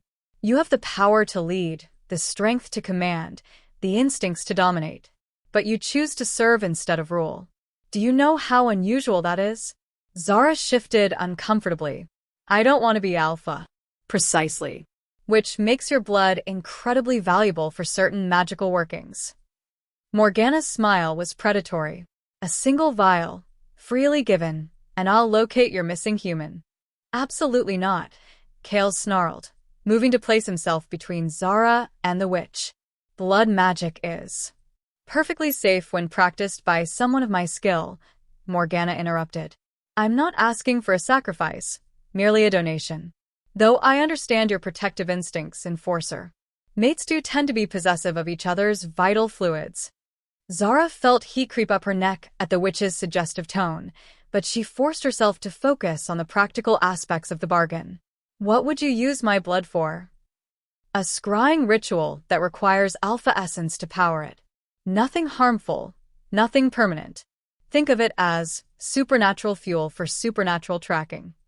It sounded reasonable, but Zara's wolf was pacing nervously. There was something about Morgana that set off every predatory instinct she possessed. There's another option, the witch continued. If blood magic makes you uncomfortable. Which is? A memory. Kale went absolutely still. What kind of memory? Oh, nothing traumatic or important. Perhaps the first time you shifted? Or your earliest pack hunt? Morgana's eyes glittered with anticipation. Memories have power, you see. Emotional resonance that can be channeled for various purposes. No, Kale said flatly. Memories are what make us who we are. Selling them to a witch is. I'll do it. Both Kale and Morgana turned to stare at Zara in surprise. The blood, she clarified. 1 vial, to fuel a tracking spell. But I want to watch the ritual, and I want your word that my blood will be used only for finding Sarah. Zara, Kale started. It's my choice, she said firmly. Sarah is family. If my blood can save her, then that's a small price to pay. Morgana's smile was triumphant. Excellent. And yes, you may observe the ritual. I find transparency builds trust in these sorts of arrangements. The blood-taking itself was anticlimactic. A small silver knife, a cut across Zara's palm that healed almost immediately, and a vial of dark red liquid that seemed to pulse with its own inner light. Wolf blood is so much more vibrant than human, Morgana commented, sealing the vial with wax. Now, shall we find your missing girl? The scrying ritual took place in a clearing behind the cottage, where a circle of standing stones had been arranged in a pattern that hurt to look at directly. Morgana placed Zara's blood at the center of the circle, surrounded it with crystals and herbs that she couldn't identify, and began chanting in a language that predated human civilization. The effect was immediate and unsettling. The air inside the circle began to shimmer, like heat rising from summer pavement. Images flickered in and out of focus. Faces, places, fragments of conversation that seemed to come from everywhere and nowhere. Then suddenly the vision solidified. Zara, bound to a chair in what looked like an abandoned office space. She was unconscious but breathing, her face pale but unmarked. And standing guard over her. "I know him," Kale said grimly. "That's Anton Kozlov, Victor's cousin." The image shifted, showing more of the room.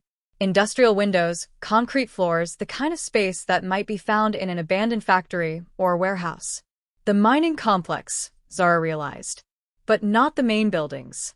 This looks like the old processing facility. Morgana's chanting grew stronger, and the vision expanded to show the surrounding area. Armed guards, magical wards glowing like spider webs around the perimeter, and something else that made Zara's blood run cold. Explosive charges. Lots of them. "It's a trap," she breathed. "The whole facility is wired to blow." The vision faded as Morgana completed her spell, leaving them standing in ordinary forest with the taste of power lingering in the air. "Your human is alive and unharmed," the witch reported.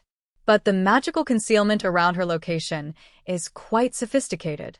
Whoever arranged her kidnapping has access to considerable resources." How do we get her out?" Kale asked. "Very carefully.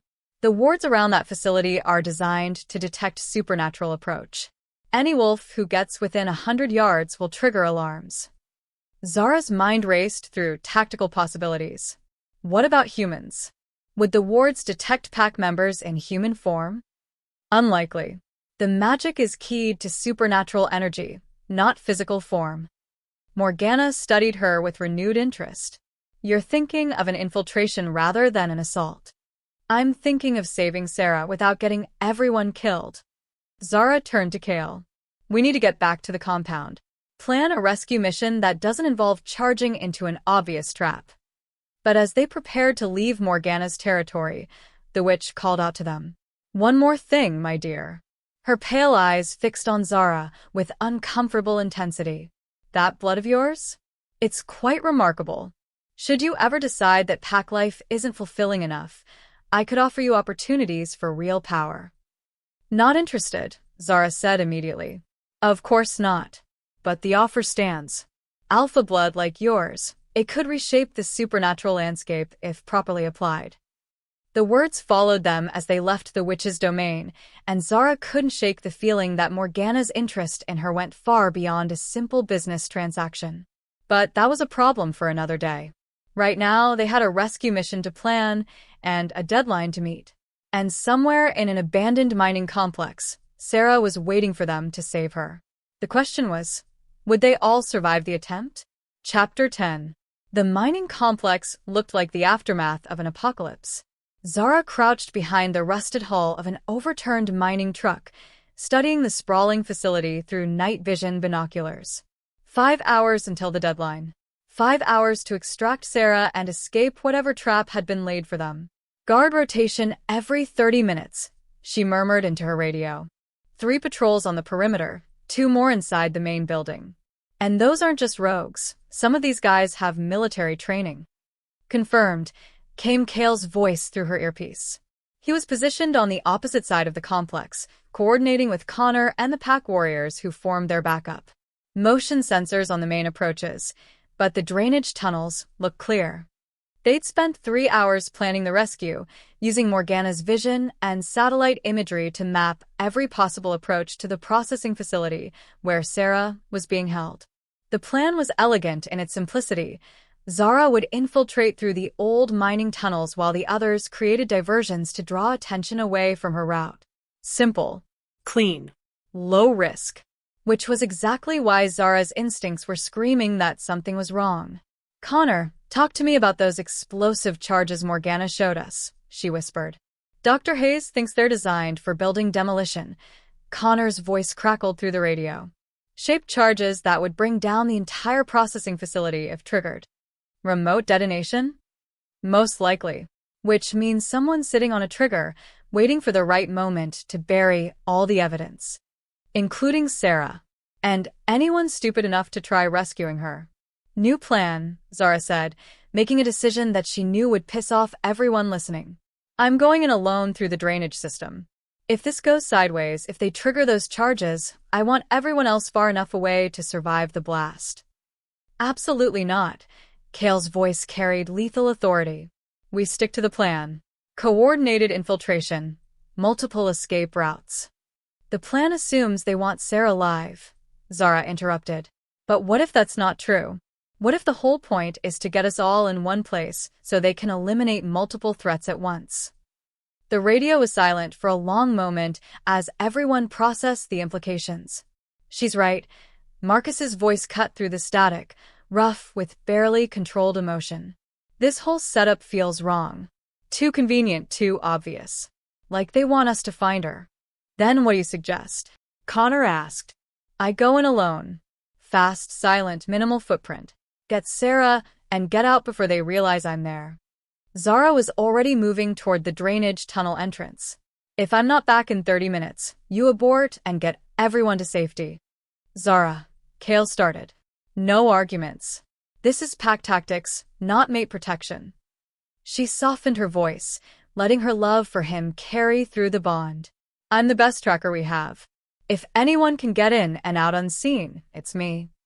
I know, he said quietly. Doesn't mean I have to like it. Love you too.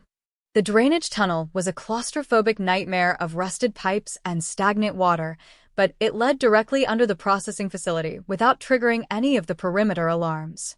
Zara moved through the darkness with supernatural grace, every sense alert for signs of danger. The tunnel ended at a grate that opened into the facility's basement level. Through the metal slats, she could see concrete corridors lit by flickering fluorescent bulbs. No guards visible, but that didn't mean much in a building this size. She worked the grate free with careful precision, wincing at every small sound. Once inside, she followed the scent trail that Morgana's vision had burned into her memory. Industrial cleaning products, fierce sweat, and underneath it all, Sarah's familiar human scent. The processing facility was a maze of corridors and abandoned offices, but her enhanced senses guided her toward the source of Sarah's scent. Up 2 flights of stairs, down a hallway lined with empty rooms, and finally to a door marked Site Supervisor. Sarah was exactly where Morgana's vision had shown her, bound to a chair in the center of the room, unconscious but breathing. But as Zara approached, her enhanced hearing picked up something that made her blood freeze. Voices. Multiple people, moving through the facility, with purpose. Should be arriving any moment now. Make sure the charges are ready. What about the girl? Collateral damage. The employer wants the tracker alive, but everyone else is expendable. Zara pressed herself against the wall as footsteps passed by the office door. They knew she was coming. Had probably known since the moment she'd entered the tunnel. This wasn't a rescue mission. It was an ambush. She keyed her radio, keeping her voice barely above a whisper. It's a trap. They know I'm here. Abort mission. Get everyone back to the compound.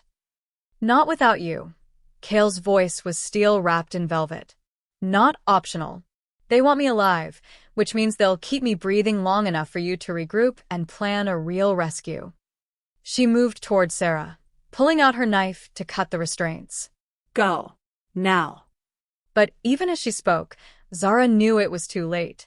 The door burst open, and armed figures poured into the room. Not rogues, humans in tactical gear, carrying weapons that hummed with supernatural energy. And leading them was a face from her worst nightmares. Dmitry Volkov. Her supposedly dead uncle, very much alive and looking exactly as she remembered from childhood. "Hello, little niece," he said, his voice carrying the same cold authority that had once terrified her as a child. "You've grown into quite the tracker. Pity you'll never get to fully develop that potential." "You're supposed to be dead," Zara said, her knife steady in her hand as she positioned herself between Dimitri and the unconscious Zara. "A convenient fiction. Connor's father thought he'd killed me in that challenge fight 15 years ago. But there are advantages to being underestimated." Dimitri stepped further into the room, flanked by 6 armed humans. Amazing what a little stage blood and some creative death playing can accomplish. Why? The question tore itself from her throat. Why fake your death? Why spend 15 years hiding? Because dead men can operate without oversight. Dead men can build networks, acquire resources, eliminate obstacles without anyone thinking to look for them. His smile was cold and predatory. And dead men can plan the perfect revenge against the pack that humiliated them. The pieces clicked together with horrible clarity. Victor wasn't the mastermind. You were. Victor was a useful tool. Angry, desperate, easy to manipulate. He drew attention while I worked in the shadows, building the infrastructure necessary to bring down both Crescent Moon and Shadow Ridge. And Zara? Leverage. Your brother's human mate was always going to be a weakness. I simply decided to exploit it. One of the tactical team raised his weapon, some kind of modified tranquilizer gun, and Zara tensed for action. But before anyone could fire, an explosion rocked the building. Not the processing facility, somewhere else in the complex. Close enough to rattle windows and trigger alarms throughout the structure. "That would be your mate," Dimitri said with amusement. "Right on schedule. He's creating a distraction in the main building while you handle the real extraction. Very predictable." Another explosion, closer this time. The lights flickered, and dust rained down from the ceiling.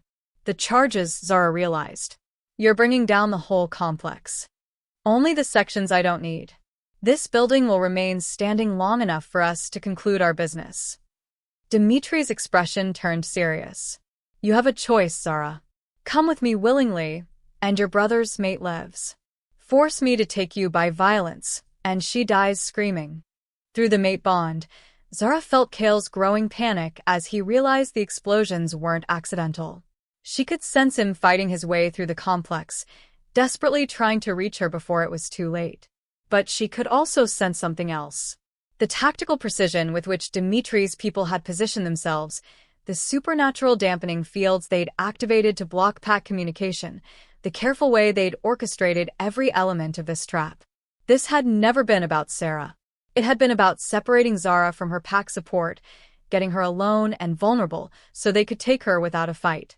"What do you really want?" she asked, buying time while her mind raced through escape scenarios. "What I've always wanted. Power. Control. The Northern Territories under my rule instead of Connor Reed's." Dimitri's eyes glittered with fanatic intensity. "But I've learned patience over the years. Learned that the best way to destroy your enemies is to turn their strengths against them. Meaning you, dear niece, are going to help me bring down both packs from the inside. Your tracking skills, your access to pack security, your relationship with both alphas, all of it will serve my purposes." "I'll never." "Oh, but you will. Because if you don't, everyone you care about dies.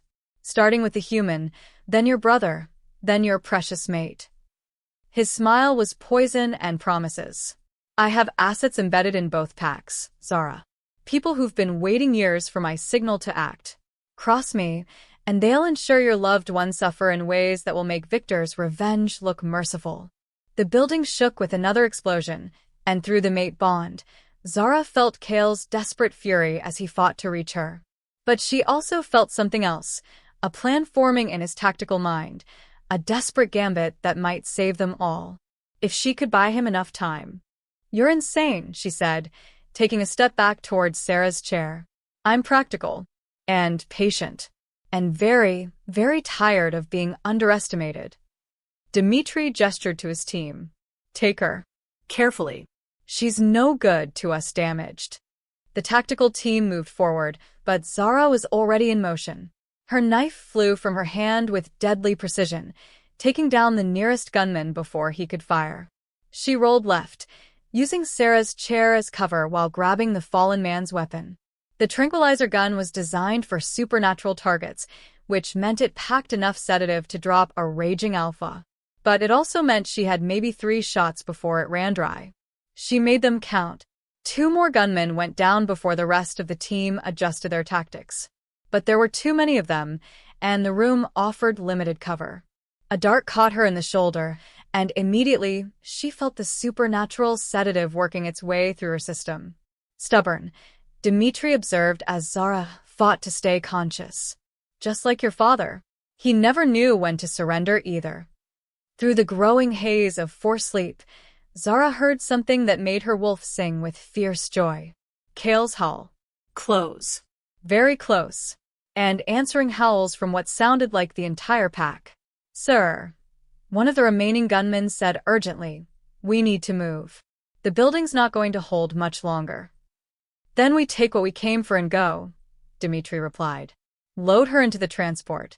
We'll finish this conversation somewhere more private.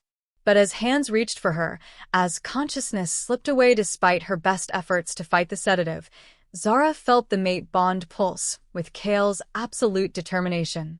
He was coming for her.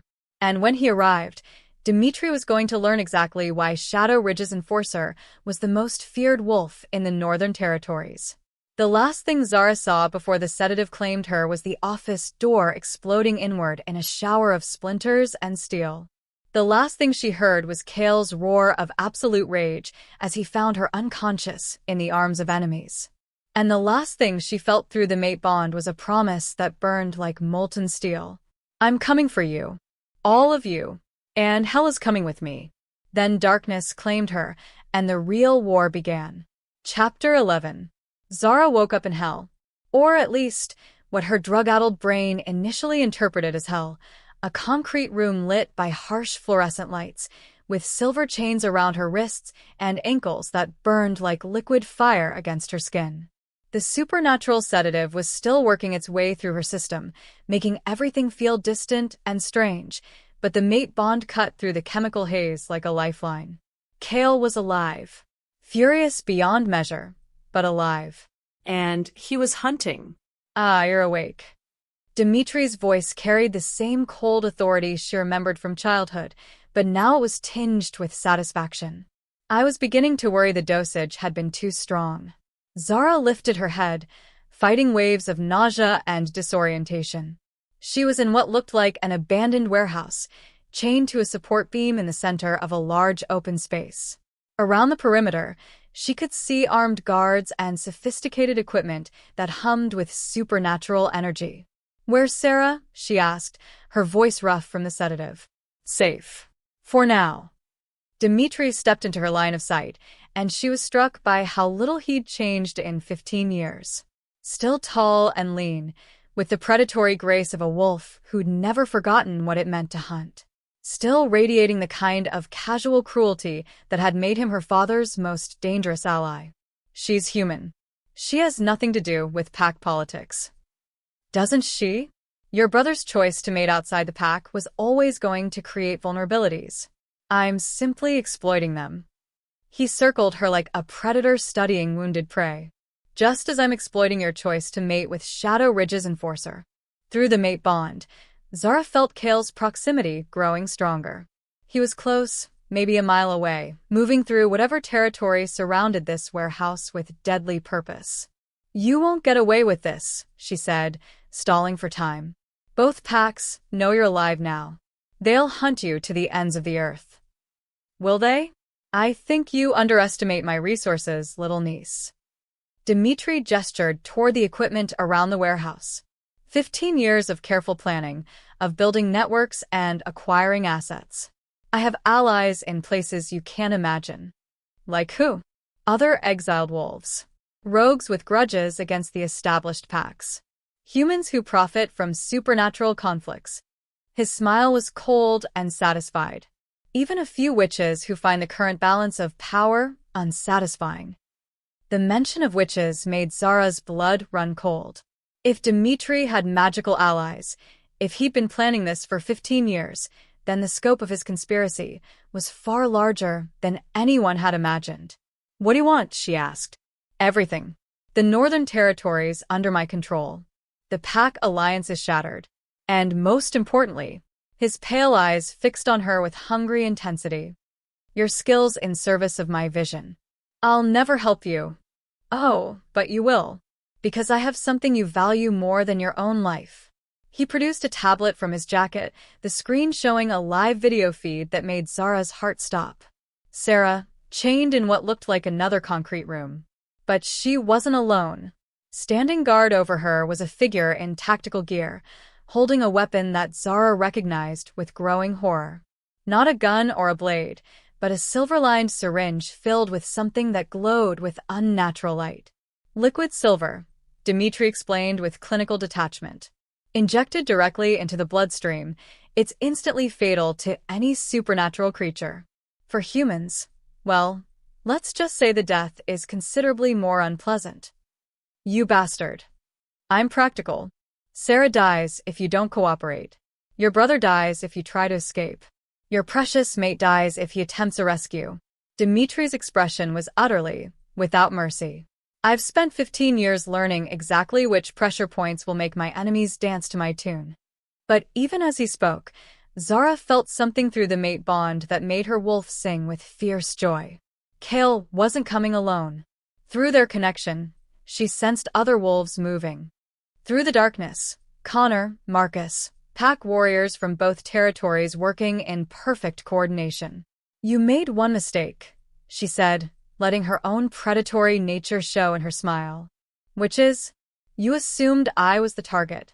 But I'm not the prize, uncle. I'm the bait." Dimitri's expression flickered with the first hint of uncertainty. "What do you mean?" "I mean you've spent so much time planning your revenge that you forgot the most important rule of pack tactics." Zara tested the strength of her chains, feeling the silver burn but also detecting a weakness in the anchor points. "Never separate an alpha from his mate. Your mate is one wolf against my entire operation. My mate is Kale Thorne, Shadow Ridge's enforcer, trained by the most elite military units in the world, and personally responsible for taking down 3 rogue packs single-handed." Her smile turned savage. "And right now, he's absolutely furious." That's when the lights went out. Emergency lighting kicked in a second later, bathing the warehouse in eerie red illumination. But in that moment of darkness, Zara heard something that made her heart race with hope. The distinctive whistle of a flashbang grenade. The explosion of light and sound that followed was devastating in the confined space. Guards shouted orders, weapons fired blindly, and through it all, Zara heard the one sound that meant salvation. Kale's howl, coming from inside the building. The assault was military precise and absolutely ruthless. Shadow Ridge and Crescent Moon warriors poured through windows and doors with coordinated timing, using night vision and superior numbers to overwhelm Dimitri's human guards. But Dmitri himself was far from helpless. The moment the attack began, he shifted to wolf form, a massive gray predator that moved with the deadly grace of an alpha who'd survived 15 years in exile. His claws raked across the concrete as he lunged toward Zara, clearly intending to use her as a hostage. He never made it. Kale appeared out of the chaos like vengeance given form, his black wolf intercepting Dmitri mid-leap. The 2 alphas crashed to the warehouse floor in a tangle of fur and fangs, rolling across the concrete in a battle that had 15 years of accumulated hatred behind it. Dmitri was experienced and desperate, but Kale was protecting his mate. The fight was brief and vicious, and ended with Dimitri's throat in Kale's jaws, his struggles growing weaker as blood pooled on the warehouse floor. "Enough," Zara projected through the mate bond. "Don't become a killer for me." Kale's golden eyes met hers across the warehouse, and for a moment she saw the struggle between his protective instincts and his moral code. Then he released Dmitri, stepping back as the older wolf shifted to human form and collapsed, badly wounded but alive. "It's over." Connor's alpha voice cut through the remaining chaos as his warriors secured the warehouse. "Dmitri Volkov, you're under arrest for kidnapping, conspiracy, and crimes against the Pack Accords." But even as the immediate threat ended, Zara knew this was far from over. Dmitri had mentioned allies, networks, resources that extended beyond this single location. Zara, she gasped as Kale worked to free her from the silver chains. He has people guarding her. If they think the operation failed. Already handled, Marcus's voice came from near the warehouse entrance. He was supporting a shaky but unharmed Zara, his expression a mixture of relief and lingering terror. We hit both locations simultaneously. Your girlfriend's safe, and Dimitri's remaining allies are in custody. The silver chains fell away, and immediately Kale's arms were around her, his warmth chasing away the burn of the supernatural metal. Through the mate bond, she felt his overwhelming relief, his love, his fury at seeing her hurt. Never again, he murmured against her hair. I'm never letting you out of my sight again. Don't be ridiculous, she said, but her arms tightened around him anyway. I'm a tracker. Dangerous situations come with the territory.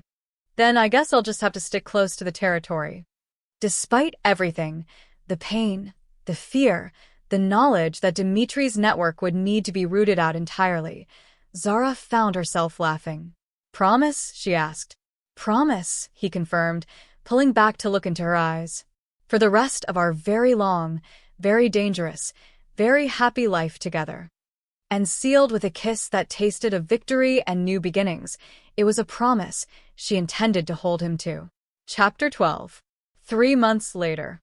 The mating ceremony was everything Zara had never thought she wanted and everything she'd secretly dreamed of. Both packs had gathered in the great clearing that marked the border between their territories, the same spot where she and Kale had first claimed each other under the moonlight. But this time, instead of secrecy and desperate need, there was celebration and joy and the absolute certainty that what they were doing was right. You look beautiful, Elena said, adjusting the simple crown of moonflowers that crowned Zara's dark hair. Connor's sister had recovered completely from her ordeal, and her pregnancy was progressing normally despite the stress of recent events. I look like I'd rather be in the forest, Zara replied, tugging at the flowing white dress that pack tradition demanded for mating ceremonies. You look like a woman who's about to commit her life to the man she loves, Sarah said softly. Marcus's human mate had adapted to pack life with surprising grace, though she still jumped whenever someone shifted without warning. Through the open tent flaps, Zara could see the assembled packs, wolves from both territories mingling in a harmony that had been hard-won through recent trials. At the center of the gathering, beneath an arch of woven branches and white roses, Kale waited in formal pack attire that somehow made him look even more dangerous than usual. Their eyes met across the distance, and the mate bond hummed with perfect contentment. Ready. Connor appeared at the tent entrance, formal alpha regalia, making him look every inch the leader he'd become. As the closest thing she had to family in pack hierarchy, he would be giving her away in the traditional ceremony. I've been ready for 3 years, she said, taking his offered arm. The walk to the altar felt both endless and far too short. Every step brought her closer to the future she'd been too afraid to claim, to the love she'd been too proud to accept. But as Kale's smile grew brighter with each step, as the mate bond sang with anticipation, Zara felt nothing but peace. The ceremony itself was a blend of ancient tradition and personal touches that made it uniquely theirs. Connor formally transferred her guardianship to Kale, who just as formally promised to cherish and protect her for all their days. They exchanged vows written in their own words, promises that spoke of partnership and equality and love that would endure whatever challenges the future might bring. But the most important moment came at the very end, when Elder Morrison, the oldest wolf in either pack, called for the blood binding that would make their union official in the eyes of both the packs and the moon goddess herself. Blood of my blood, Kale said, his voice carrying clearly across the gathering as he pressed a small cut on his palm to a matching cut on hers. Bone of my bone, Zara replied, feeling their mixed blood drip onto the sacred earth beneath their feet. Soul of my soul, they said together, and the mate bond flared with such intensity that several pack members gasped at the visible aura of power that surrounded them. When Elder Morrison pronounced them true mates according to pack law, When Kale kissed her with all the passion and tenderness that had been building between them for months, the entire gathering erupted in howls of celebration that echoed across both territories. But later, when the formal ceremony had given way to pack celebration, when the moon was high and the night air was filled with music and laughter, Zara found herself on the edge of the clearing with her new husband, watching their families dance together under the stars. Happy? Kale asked, his arms around her waist as they swayed to music that existed only in their hearts. Completely. She leaned back against his chest, feeling the solid warmth of him, the steady beat of his heart that now matched the rhythm of her own. Though I have to admit, I'm a little surprised by how smoothly everything went. You were expecting trouble?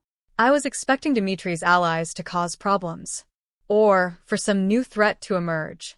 Or for the pack politics to get complicated. She turned in his arms to face him.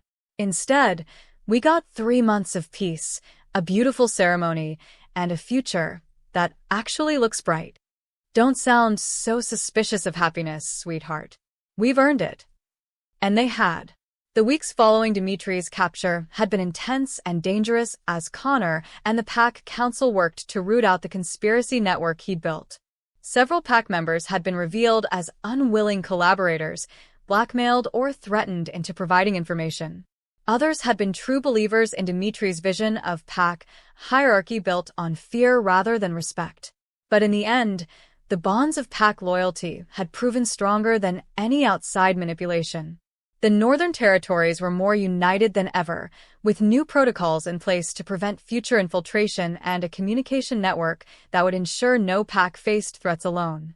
There's something I need to tell you, Zara said, her hands coming up to rest on Kale's chest. Sounds serious. Not serious. Just important. She took a breath, gathering courage for the words she'd been holding inside for weeks. I've been thinking about our future. About what we want beyond just surviving whatever crisis comes next. And I want to build something. Not just maintain the alliance between our packs, but create something new. A training program for young trackers from multiple territories.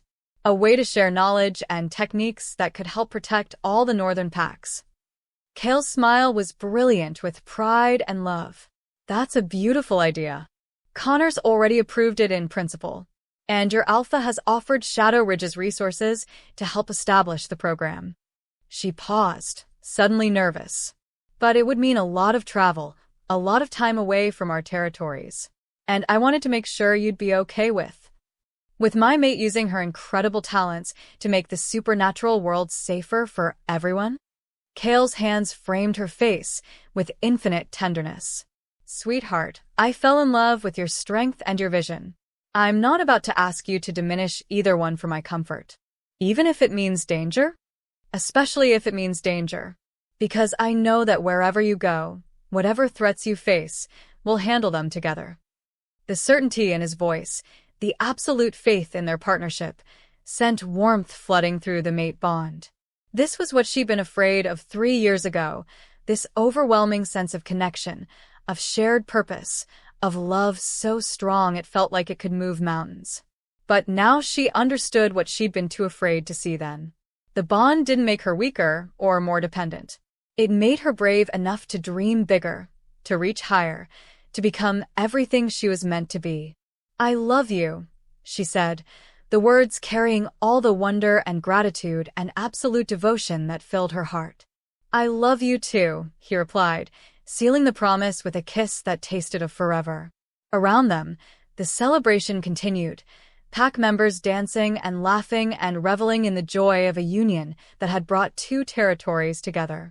But for Zara, the real celebration was this, the absolute certainty that whatever the future brought, she would face it with her mate by her side. Together, they were unstoppable. Together, they were home. Together, they were exactly where they belonged. 5 years later, the Northern Territories Tracker Academy was everything Zara had dreamed it could be, and more. She stood on the observation deck of the main training facility, watching 30 young wolves from 12 different packs work through an advanced tracking exercise in the forest below. Some were naturals, moving through the undergrowth with the fluid grace of born hunters. Others were still learning, but their determination more than made up for their inexperience. "Proud of what you've built."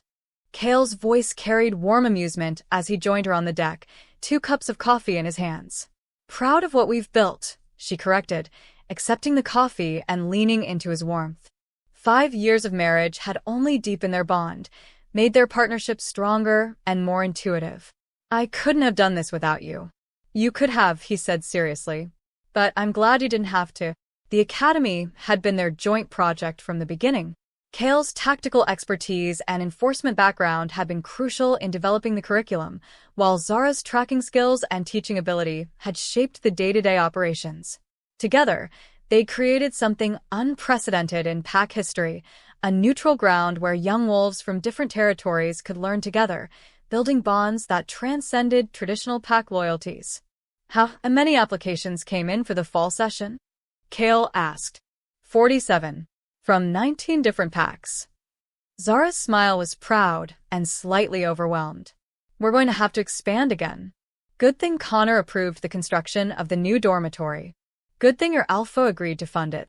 They watched in comfortable silence as the training exercise concluded, young voices calling out to each other in triumph or good-natured frustration. But the real victory was in how naturally they worked together, wolves who would have been suspicious strangers 5 years ago now collaborating like true packmates. "There's something else," Zara said, her voice carefully casual. "Oh." Dr. Hayes confirmed it this morning. She turned to face him, noting the way his entire body went still with sudden attention. "We're pregnant." For a moment that felt like eternity, Cale simply stared at her. Then his face broke into a smile so brilliant it could have powered the entire facility. "Pregnant," he repeated, as if testing the word. "About 6 weeks along. Due in early spring. A baby." His hands came up to frame her face, golden eyes shining with wonder and joy. "Our baby.